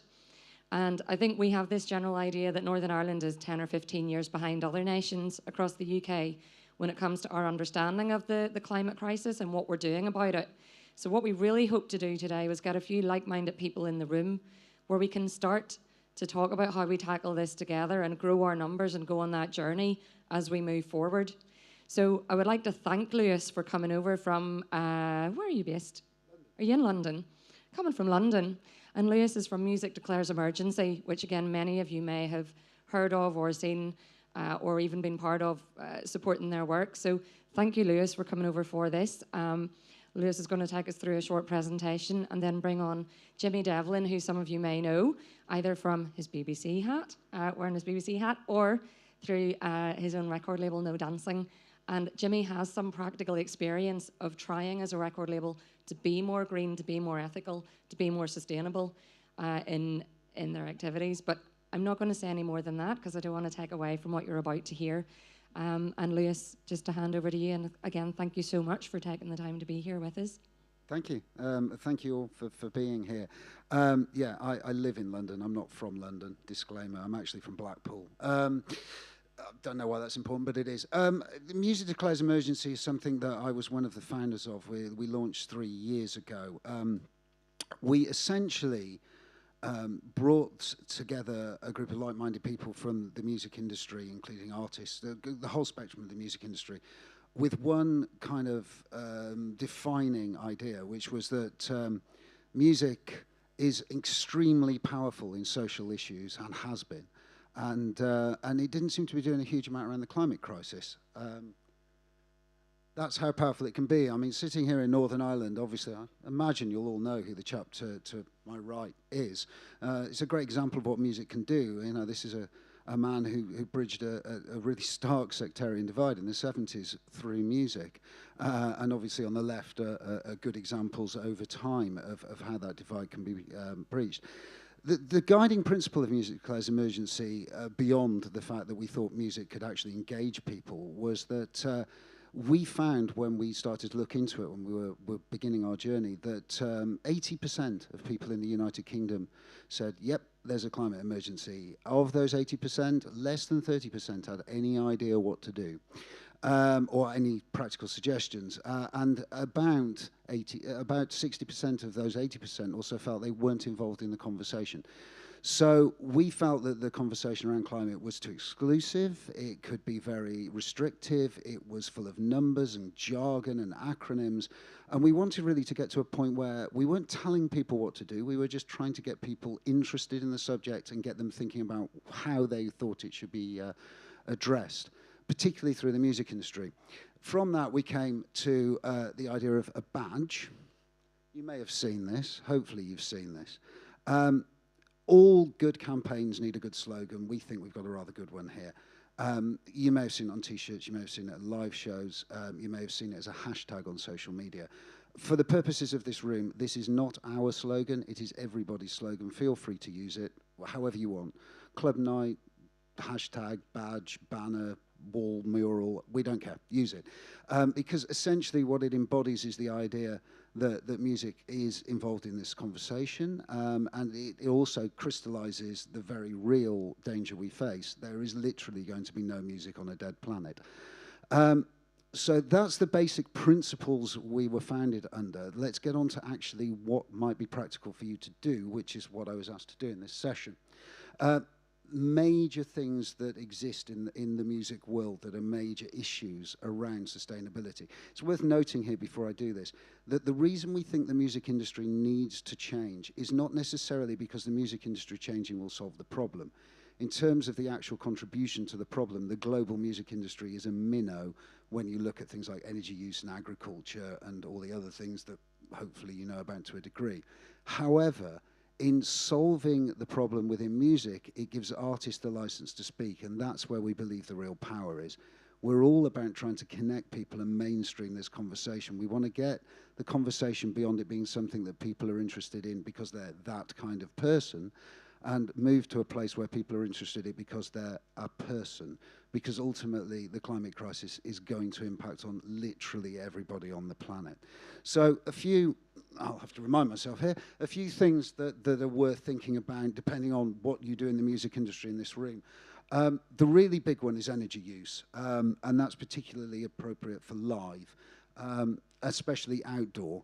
Indoor, you know, if you can get a renewable power source, then you're halfway to solving the problem. Outdoor, that's much more tricky. Some solutions that are being used at the moment by quite a lot of outdoor festivals now in the UK, biodiesel seems to be the stepping stone that everybody's gone for. For those who don't know, biodiesel is fuel made from non-oil products, so food products, waste oil, etc., from catering. It's a stepping stone. What we are campaigning for and what we would like to see where possible is renewable power put into outdoor sites. It's somewhat peculiar to think that Hyde Park in London does not have a power source within the park, given how long it's been there and how often it's used for outdoor live events. So there's an infrastructure issue here, and a trend you'll notice as I go through these things is you'll go, well, I can't solve that. This is where we come back to advocacy. We're not suggesting for a moment that the music industry can solve all of these problems, or indeed many of them, and transport, as was mentioned in the last panel, is a great issue here. What we're saying is that the power of the music industry to raise these issues, to campaign on them, to use the combination of their power, artist power, and fan power, can put these issues up the agenda and get the people we need to solve them, politicians essentially, and authorities. For those of you who work in the record business, and Jimmy will talk more about this in a moment, the issues you want to look at are packaging. You want to look at your distribution. One of the really eye-opening things that, for me, I worked in the music industry for 30 years. The most eye-opening thing for me when we started was when Peter from Ninja Tune said, "Oh, we don't air freight vinyl or CDs, we sea freight them." I'd never considered for a moment that people were flying records around the world, but they are. And obviously the impact is far greater. So a really basic thing, if you're lucky enough to have a label that does export finished product, is sea freight. It just takes more planning to get it done, but it makes a massive difference in terms of the impact you have on the environment.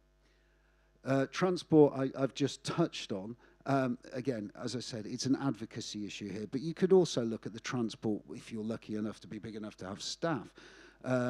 Bike schemes, car sharing, all those kind of things. If you're a festival, you can look at introducing coach and festival tickets, those kind of things. Anything that reduces personal car use. There's a fascinating study that was done, I think, by Vision 2025, who are one of the leading kind of organizations in outdoor live, that showed that 80% of the emissions of any outdoor live event come from the audience. So the problem, we always think of, touring, the issue of transport and touring being big Arctics and lots of crew and lighting rooms. It's not. It's the people getting to and from the event. That's the big chunk of the problem. So anything we can do collectively as an industry to either facilitate changes to that or to encourage change from local and national governments and authorities and transport networks to help do that is going to be massively impactful, both in terms of literal emissions, but also, once again, going back to optics, in terms of giving us the platform to say, we're changing, what are you doing, and letting artists say that as well and giving them the strength to do that. And then advocacy. I'm going to focus on artists just for a second, because artists are really key in this. When we started Music Declares, that question, why is the music industry not doing anything? We kind of knew the answer, but we needed it kind of given to us. And we started talking to the artists in our network, the artists we knew and we'd worked with over the years, and they all pretty much said the same thing. They all said, well, I'd love to get involved, but I'm just going to get shot to pieces by the media and by commentators, hypocrisy, etc., etc. This was kind of proved the moment we launched, because when we launched, Foals were quite prominent supporters of our launch. And within 24 hours, the Daily Mail had not only looked at Foals' forthcoming world tour, they got somebody in to do a carbon emissions assessment of it. And they printed a 2-page article about Foals being climate hypocrites because their tour of the world that year was going to output this much carbon. They didn't seem to like it so much when we pointed out that they had 24 foreign correspondents in the field, all of whom they'd flown there, to try and make the point. But there's a combination here of the industry changing. For those of you who are artists, who work with artists, there's also a very powerful argument that I will just mention briefly, which is that when artists fly to tour or to perform, they are doing their job. Our stated position on this, and we think it's justifiable, is not that everyone should stop doing everything. That is not realistic. We can't destroy the music industry to save the planet. Our stated position is that you do the best you can. So therefore, there are such things as good and bad travel. And going back to that slightly quickly, that audience thing I said, about 80% of the emissions coming from the audience. If the artist doesn't go to the audience in a modern world, the audience will come to the artist. So if there's any artists out there who want to speak out and want support on that, we have stuff we can send you, information and assets we can send you that will support you in that argument. So moving on to the more positive thing, if this will work. There we go. Where can you start? Money. If you have a business, if you employ people, if you bank, if you have a pension, if you have insurance, have a look at where your money is and what's happening with it. It's the most simple thing you can do. There is a website called switchit.green that we advocate using. If you put in your bank details, it will tell you what's happening with your money. It's terrifying, depending on who you bank with. If you bank with some people like Nationwide, you'll be happy. But if you bank with Barclays, you might be a bit shocked at what your money is funding. If you take your money away from those people, you are doing something really powerful, really quickly. And in combination with an organization called Make My Money Matter, which Richard Curtis set up, we've divested millions away from banks that fund fossil and oil exploration. It's a really powerful thing to do, and if you run a business, it's a really simple thing to do, and it shouldn't cost you anything. Obviously, you can go beyond that and start to look at where your power comes from and so forth and so on, renewable, etc. But switching your banks to an ethical bank is the most powerful thing you can do as a business or as an individual at this point in time. Raw materials, yeah. Have a look at where your raw materials come from. Have a look at not just what they're made of, but where they've come from, where they've shipped from, how they've been made. Can you source them more locally? Can you persuade the suppliers that you get your raw materials from to change their suppliers? It's a conversation. It won't always work, but the more we talk about this, the more the change will come. We had a fascinating conversation with a pressing plant about getting rid of shrink wrap on vinyl, and their answer was very honest. They said, well, if you get the majority of the people who use the pressing plant to say they want to do this, we'll do it. It's literally a business decision. So again, the more of us that talk about these things, the more the change will come. And also, as I said, have a look at where you freight things. Also have a look at where you put things to sell. Have a look at the spaces your stuff is going into. And one thing that isn't on there involves conversations about whether we should make stuff. But in the end, we decided we had to because we're a charity and we needed to somehow find a source of funding. Our T-shirts are made in what's called a circular production system by a company called Rapa Nui, who are based in the Isle of Wight, who anybody can get to make their T-shirts. That means that when you order one of our T-shirts, it's made then. So there's never any overstocks. They also source all their raw materials ethically, and they can prove they're sustainable. They also use wave and wind power and solar power to power their factory. They are, obviously, you're in the UK, they're very easy to work with.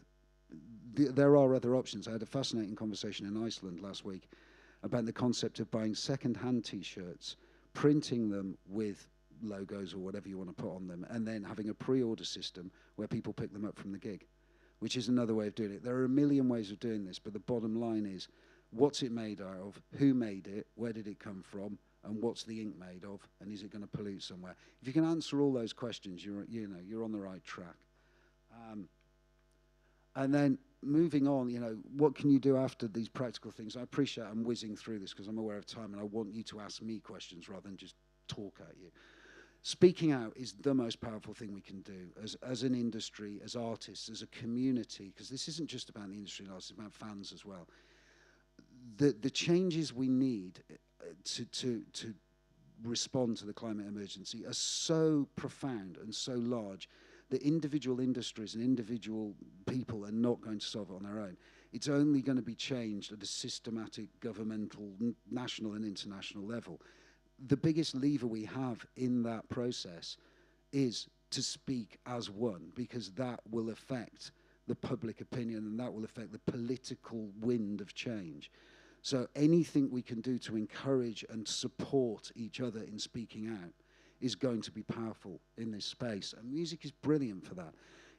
It's trite and I hate saying it and it is a cliche, but I'm going to say it anyway. We may not all sing the same song, but we can hum the same tune. My daughter's a massive fan of K-pop. She's got friends in Korea who they can't actually speak to each other properly because they don't know each other's language, but they're friends because they both love Blackpink. That's how powerful music can be. You see somebody on the street wearing a T-shirt of your favorite band, you go, oh, I probably like them.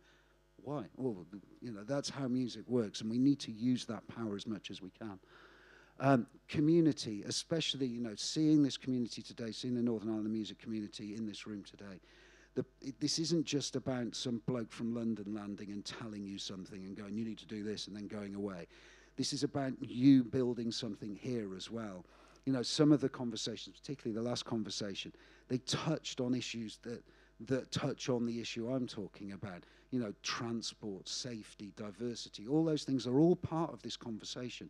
So, if you can find a way of continuing and developing this community you clearly have and embedding some of these principles within the community, they will become second nature. You will become a community that has those values. You will therefore have influence. You will therefore have power. You will therefore be able to make change.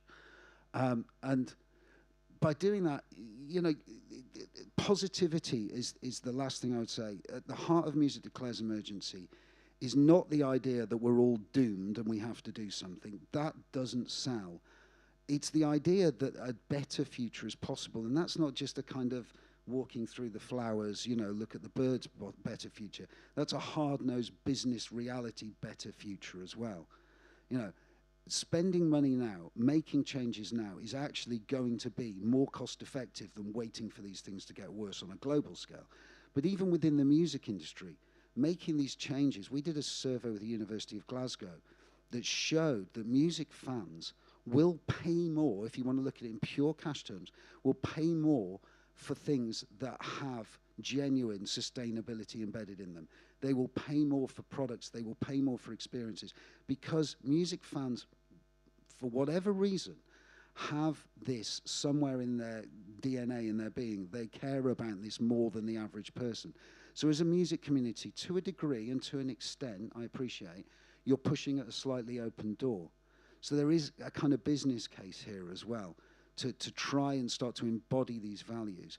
I mean, ultimately, in terms of the staff you want to employ in 10 years, in terms of the artists you want to sign in 10 years, they're going to be the kids that are at the heart of this conversation now. I had a conversation with a venture capitalist in Iceland who said, the first thing I have to do now is talk about my sustainability policy, because the people I want to employ are young, they're highly educated, they can go and work for anyone, and they really care about this stuff. That's the reality that's coming down the line. So even if none of the rest of this resonates with you, as a business or, as somebody in the music industry, this is going to get bigger and bigger. And in the 3 years since we launched, the change and the pace of change in the music industry has been significant, and it's only going to keep increasing. So this is a coming wave. And I would love to talk to you, the people in this room and the people in the Northern Ireland music community, about how you become part of this conversation in a proper way with your own identity and to the legacy of what I'm doing today, to be a Music Declares Emergency Northern Ireland that can start to look at this through your lens and your issues and take on board what we're doing and translate it in your community. I'm going to ask Jimmy to come up because that seems an appropriate point given he's already doing it.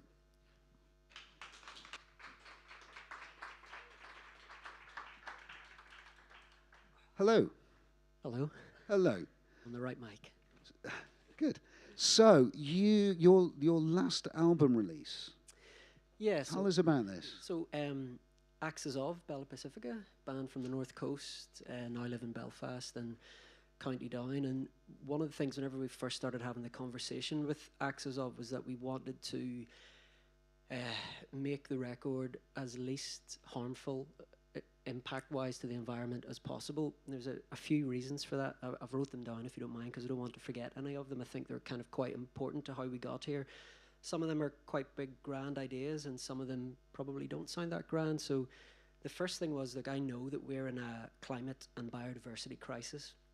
And I think for me it's important to underline the biodiversity side of it as well, because the psychology of trying to wrap your head around a climate crisis, I think, can be quite difficult, and you touched upon it earlier. Things move quite slowly, and you don't notice the difference between 3 degrees and 4 degrees. Although saying that, I was driving to my hometown of Cookstown on Sunday night at 9 o'clock, and it was 14 degrees. That doesn't seem like it should be, as we're about to hit December. Whereas with the biodiversity crisis, I think whenever you think about the last animal of its species that has taken millions of years to evolve to get to the point to where it is, and we've killed it, the last animal dying within 300 years of kind of rampant consumerism and capitalism. And I have bought some amount of stuff in my life. Like, I know that I'm as guilty as anyone else, and that's part of the reason why I've ended up here as well, I think, is that recognition that I've bought too much stuff, and my footprint on the planet is significant. So there's that. I know we're facing that. So the second thing is selfish. I really enjoy wildlife and nature. When I've had a pretty crummy day at work or a week, I love just standing in my back garden. I'm lucky enough to have a garden, and I'll sit for 15 or 20 minutes and watch bats float about. You know, I live in suburbia. Like, if you stop and look in loads of areas in Belfast, you'll have bats. You'll have hedgehogs. There's hedgehogs in our garden too. The thought that might be the last bat or the last hedgehog because of something that I've done is just like, I don't want to be part of that. The third thing, I was moving house recently, and as much as I would love every single record and No Dancing to be a sellout, we've got quite a lot of unsold stock. And as far as I'm aware, we reached out to some pressing plants and asked, could we put that back into the system? Can it be recycled? And they said it can't. When it's pressed, that's it. I'm also aware that those records belong to an artist, and they are the end point of the work and the effort that they've put in, so we want to treat it with respect as well. The thought of just turning around and putting them into landfill makes me feel horrible, but that's where they go. At the minute, there's no other option. There's nowhere that they can go. So that was a really clear, obvious moving all that stuff around of the impact that it has. One tiny kind of essentially bedroom label based in Belfast. And the fourth thing, sorry, I've run out of time, is Axes of themselves, the band. Axes of sing of here, they sing of the place, they sing of the coast. I couldn't get involved with the record with them and not acknowledge that, considering where we are at this moment in time. So the band themselves, not overtly made me want to do that. And whenever I mentioned it to the band, they were on board straight away, because there was a big compromise. So what we did, and we haven't done enough, and I feel a bit hypocritical sitting on this stage, and we don't do enough, so it's great to hear about the other things that we could. I just interject and say, don't fall for the I'm a hypocrite thing. You're doing something that's better than doing nothing. Don't let perfect be the enemy of good is our motto. Oh, thank you. Yes, still though, you know, and I think probably we all feel that to some degree, and you know, but I appreciate that. Thank you. We pressed our record on EcoMix vinyl. So the first draft of the press release said it was eco vinyl, and we were feeling pretty good about ourselves. And then we realized that there's no such thing really as eco vinyl, certainly not what we were able to do at that point. And it's actually quite a small thing, and there's a reasonably big artistic compromise on it, but also a good financial compromise. And it's EcoMix, so it just means pellets, vinyl pellets that are sitting in a bin somewhere in the pressing plant that might go into landfill. The pressing plant uses those instead of us specifically saying the color of the vinyl that we want. It worked out really well for us for two reasons. First of all, it's cheaper, because they're sitting there, they don't have to put them in the bin, so it reduced the cost of vinyl for us. The cost of pressing vinyl has gone way, way up, so that was good. And the second one was, I am sure that they matched the vinyl to our artwork. I don't think they just did it by random, because it's absolutely perfect. And on my drive to Dublin to pick the records up, I was sweating, because I was thinking, this is going to be, you know, stinking. This is not going to match the artwork, and it was perfect. The relief that we had, and it cost less. So look, that's a very long answer. That's the reasons why we wanted to start that journey with Axis Of, and then as we've went on over the last 6 months, we've increased it as well, hopefully. Right. Okay. And did you feel that people responded differently because you'd done it? Did you make it part of the story? 100%. Yeah, and that's why we had to change the draft, because whenever we did our first press release draft and we said we were doing it in eco vinyl, there was a wee bit of a positive rumble to that, and we had to go, actually, you know, this isn't as good as it looks like it is. You know, we're being honest here. We're not doing enough. It's a small step, but like by buying this record, you aren't helping the planet. By buying this record, there's still a negative effect to you know, to the overall thing or whatever. So, but it was part of the story, and lots of people did pick up on the fact that it was eco vinyl, and that then emboldened us to make other positive decisions. And it also made us think, actually, you know, people are acknowledging this, people get it. It isn't just this thing that maybe just matters to us. It does seem to matter to a lot of other people as well. So what you mentioned other positive decisions. What were those, or what are they? Yeah, so again, look, so much of music is about sometimes, I think, convincing yourself that you know, whenever we send our records off to the distributor, I would love them to take 150, 250, 300. But a lot of the times they end up sitting in a warehouse, going to a store, coming back, then coming back to me 2 years later. So you've got all the you know, carbon footprint involved with that, and then they come back and they're wrecked and you can't sell them. They're essentially dead stock. So we sent less stock than we were asked for. We sent 50%, based on going, if you need more and if we sell out, we'll send you more then. So that's one of the things we did. We didn't shrink wrap the records, because we know that one's going to friends and family, and some of the ones for press and stuff like that and sold at gigs don't need to be shrink wrapped. They're going to be taken out of the shrink wrap straight away. So any that are being sent to the distributor, any that are being sent to, we've licensed the record to Germany and the States. We will put them inside sleeves and we'll send them off. So they will still get protection, because there's no point of sending stock that gets ruined. We got our we made a commitment that we would give some of the money back that we got, some of the profits, being very hopeful, but back to doing good. So we looked at some options. You know, we looked at, you know, do we want to donate towards planting trees or something like that? And then I saw a couple of schools in the town I grew up in had set up eco groups. So they don't know this yet, but our first distributor, it wasn't a check, it just arrived into my bank account yesterday with no notice, which was a sweet move. We got our first payment from the distributor yesterday, and we're going to send both of those school eco groups a donation, just to say, look, because I figure that if you're a kid and you're going to the effort of setting up an eco group within your school, you care. So we're just going to, like, they're not retiring on it, but it'll hopefully be enough money for them to buy a bit of gear, maybe buy some plants, buy some equipment, and do whatever they can to help and push their project on. So tomorrow we'll be posting out that to the two schools. That's superb. That's an interesting point as well, because again, you know, a lot of people get bogged down in this idea of offsetting, and because of the way the conversation's gone, they think you have to start buying forests. But offsetting in a more modern, in a more progressive sense, is anything that has a positive effect on this conversation, and that's a great example of how it is. And it doesn't have to be large scale; it can be small scale. So that's a really great example. And the other thing as well, and again, look, this helps. We're a small label. This isn't my day job. It was we press less records. So previously in the past, you know, you get a quote for 1,000 albums or 500 albums, and they say, well, for an extra 20%, you can get an extra 50% albums. But again, that gets back to the point I mentioned earlier. I'm just moving them from house to house. And if we sell out the 500 records or whatever the smallest order is, we've sold out. We've got money to do another run. So if we need to do another run, we can do that, just to try and reduce the unnecessary need and stuff that goes along with running a record label. Yeah, that's a kind of shift in mind shift in the music industry. Totally. And you'll save money. You know, you'll save money certainly in the short term. May not save it in the long term, but if you're doubling your projected sales, like that's not a bad problem to have. Absolutely. So, with any subsequent releases, and I appreciate, as you said to me before, your release schedule is erratic. It is. Yeah.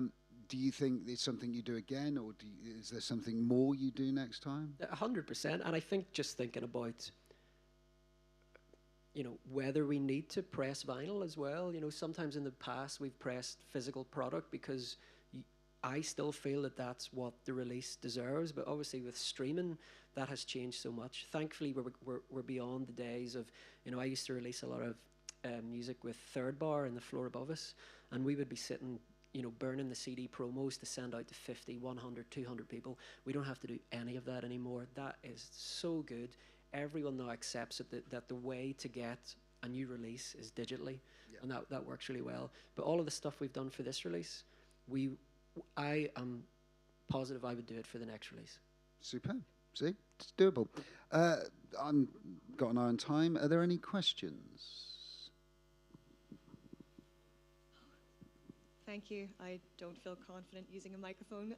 This has been absolutely fantastic. I'm desperately grateful to you both. Honestly, I was starting to feel very sleepy before this panel. This has just completely excited me. I've taken so many verbatim quotes that I will be overusing from this point onwards, so apologies in advance, they're my quotes now. But I work for Belfast City Council, and we have commitments to our UNESCO City of Music status and also for our music strategy going forward to make our music situation here in Northern Ireland more environmentally sound. And I would love to connect with you both on a deeper level to see what we can be doing to be able to make that possible. So that's just a point, but I have two quick questions. You mentioned the merch company that you'd used previously that was good. What was that? I missed the name. They're called Rapa Nui, R-A-P-A-N-U-I, and they're based on the Isle of Wight. Amazing. Thank you so much. They sounded incredible. And you were talking about the vinyl pellets that you were able to use to be able to make the vinyl. I'd never heard of that before. I'm not involved in that area of the music industry. I've just never heard of that. Was that something where you had to source out a vinyl production plant that could do that, or can they all do that? No, not at all. And this, I think, and you'll maybe, Lewis, correct me in this, I think this is a great example of a business shifting because they realise that there's demand for it. If they were here, they might shout at me, might chase me out of the room. My understanding is EcoMix vinyl pellets are sitting in a big bin in the side of the manufacturing place, and they may not be used. So if they can get rid of them, and like they literally said it to us, they went, we don't know what colour it'll be. We don't know if it'll be transparent. We don't know if they'll all be the same colour. It might change 25 records in. It's potluck. You don't know what you're getting. But it's cheaper. And like running a label is so expensive. Operating a band, being a solo artist, it's so expensive. So if you're willing to take that, because it is a creative artistic risk to take, and thankfully Axes Of were on board with that, but there was a sweat because we didn't know what it was going to look like. But, and I said this already and I mean it, I think they matched the pellets, the colour to the artwork because it is exactly the same, and we couldn't be happier with it, and it's cheaper.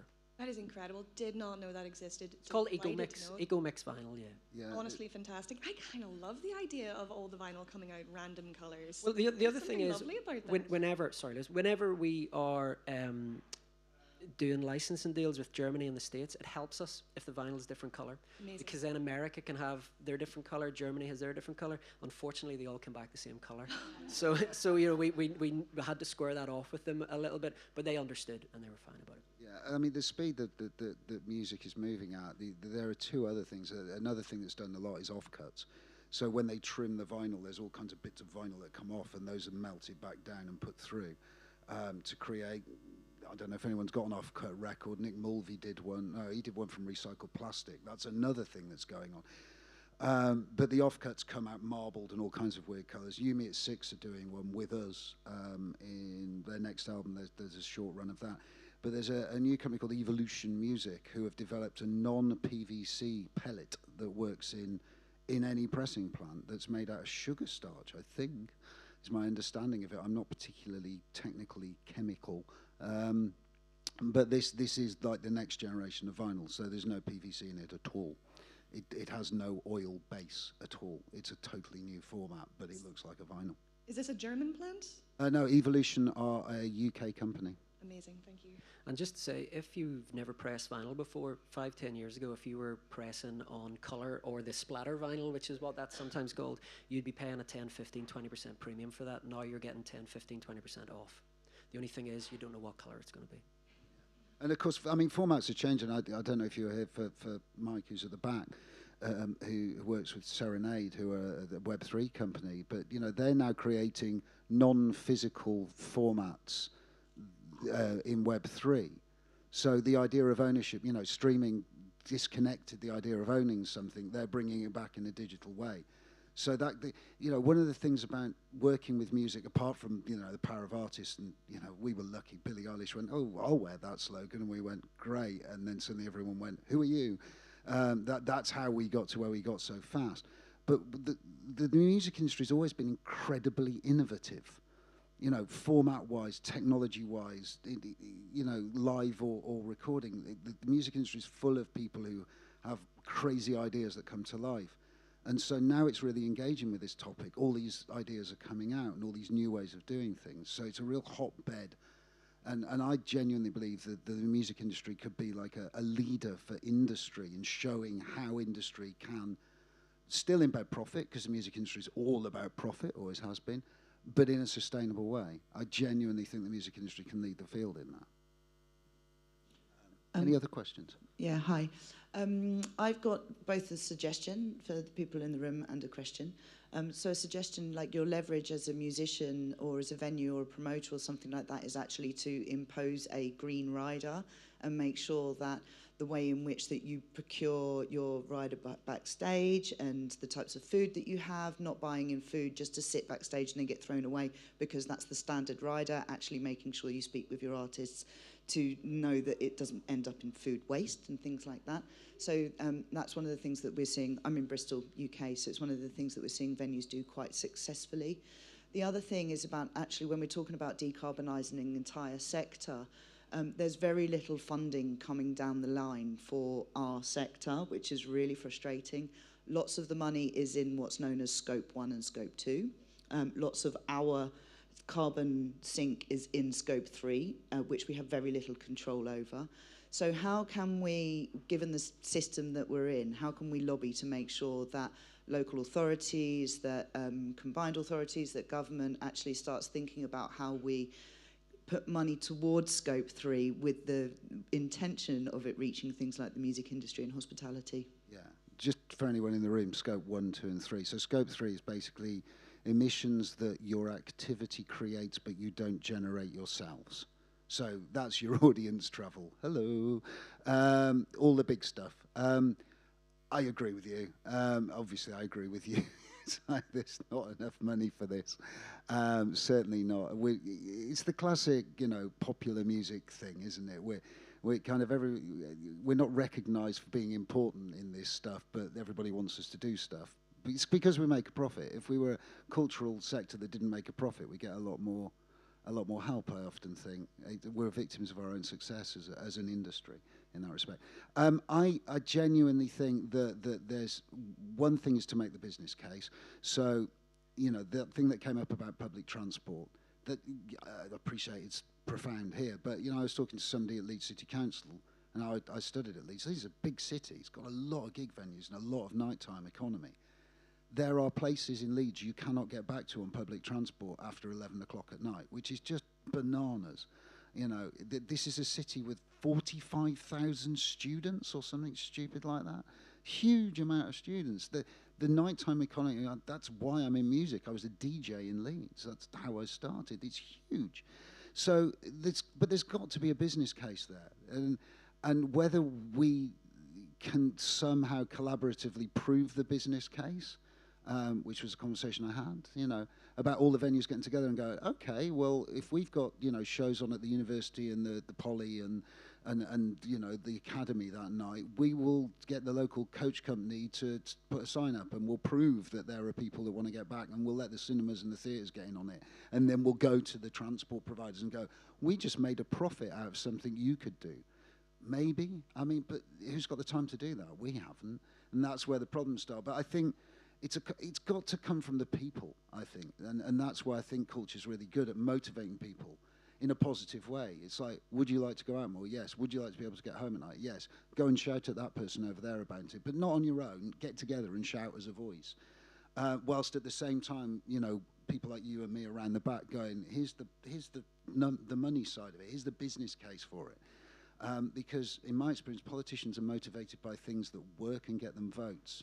So if you can find something that works and is popular, they'll do it. And we have got to do this. And also, coming down the line is all kinds of legislation that means they're going to have to do it, because they're going to start getting hit by carbon taxes and all kinds of other stuff. The problem with, without wishing to get too weighed down in climate policy, the problem with climate policy in the United Kingdom as a whole is that the aspirations and the reality are way off each other. We can all say we want this to happen, but you actually have to make it happen. So somehow we've got to bridge that gap as a set of people, because it's not going to be bridged if we just sit back and go, well, they said they'll do it. I'm sure they will. Yeah. I don't know if you've had anything to add to that, Jimmy. No, I don't, and I think we might be at time as well. Actually. Are we at time? Oh no, I'm asking a question. So all right. Keep her lit. I mean, we might be at time. Sorry if you're honest, Charlene. Can I have one wee last question? It's a nice one to close with. It's a two-parter. Jimmy, do you feel like you're on your own in terms of what it is you want to achieve, or what it is you're trying to push for, what it is you're trying to do within the music sector? Are there other like-minded people that should be in this room today to carry this discussion forward?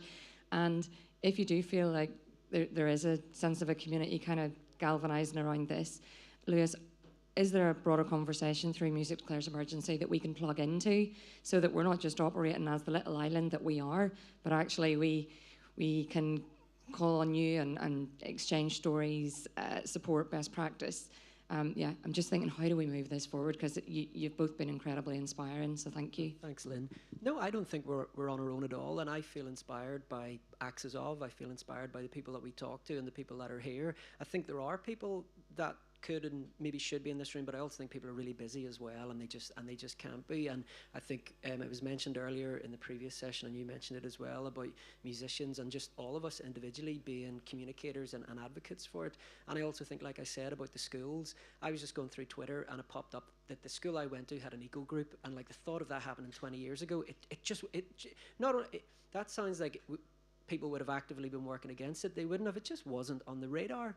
And now we have that. So, I feel that we are surrounded by people that get it, but sometimes they're drowned out by the negativity on social media. And that's the one thing I would say, is I think it's very easy to get a wee bit depressed and despondent whenever you see so many people that just seem to not care at all.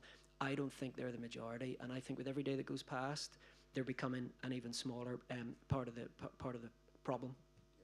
I agree. I mean, that's what we're trying to do. That's what we're trying to mainstream here. We don't want to push people into being the bad people. We'd like to encourage people to not be the bad people anymore, but I agree. Excuse me. In answer to your question, yeah, absolutely. We're there to set up as many groups as we can in as many places as we can. There are, I think, at last count, they keep launching, so I lose track. I think it's 12 groups now across the world. We've got Germany and France and US and Canada, but we've also got Iceland coming online, and Poland and Hungary, and I'd like a Northern Ireland. Absolutely, I'd like a Northern Ireland. There is a thing on that website that's called the Info Pack, which is a very basic kind of pick your sector and have a look at what we suggest you could do, but that doesn't have to be the lot of it. We're really easy to get hold of. My email is lewis, Lewis, @musicdeclares.net. I am really easy to find, horribly easy to find, some might say, and we will support you. We will, we will put you into the website. We'll help you get the declaration side of things sorted. We'll give you the resources we can. We'll give you any advice and experience we've had. You can share our assets. You can do what, this is not about us. This is about the thing. So the more we can do to spread that, the better. So, yeah, we will help in any way possible to help any group in any territory set up, because the more of us there are, the more powerful we are, essentially. Thank you. Thank you all. Thank you, folks.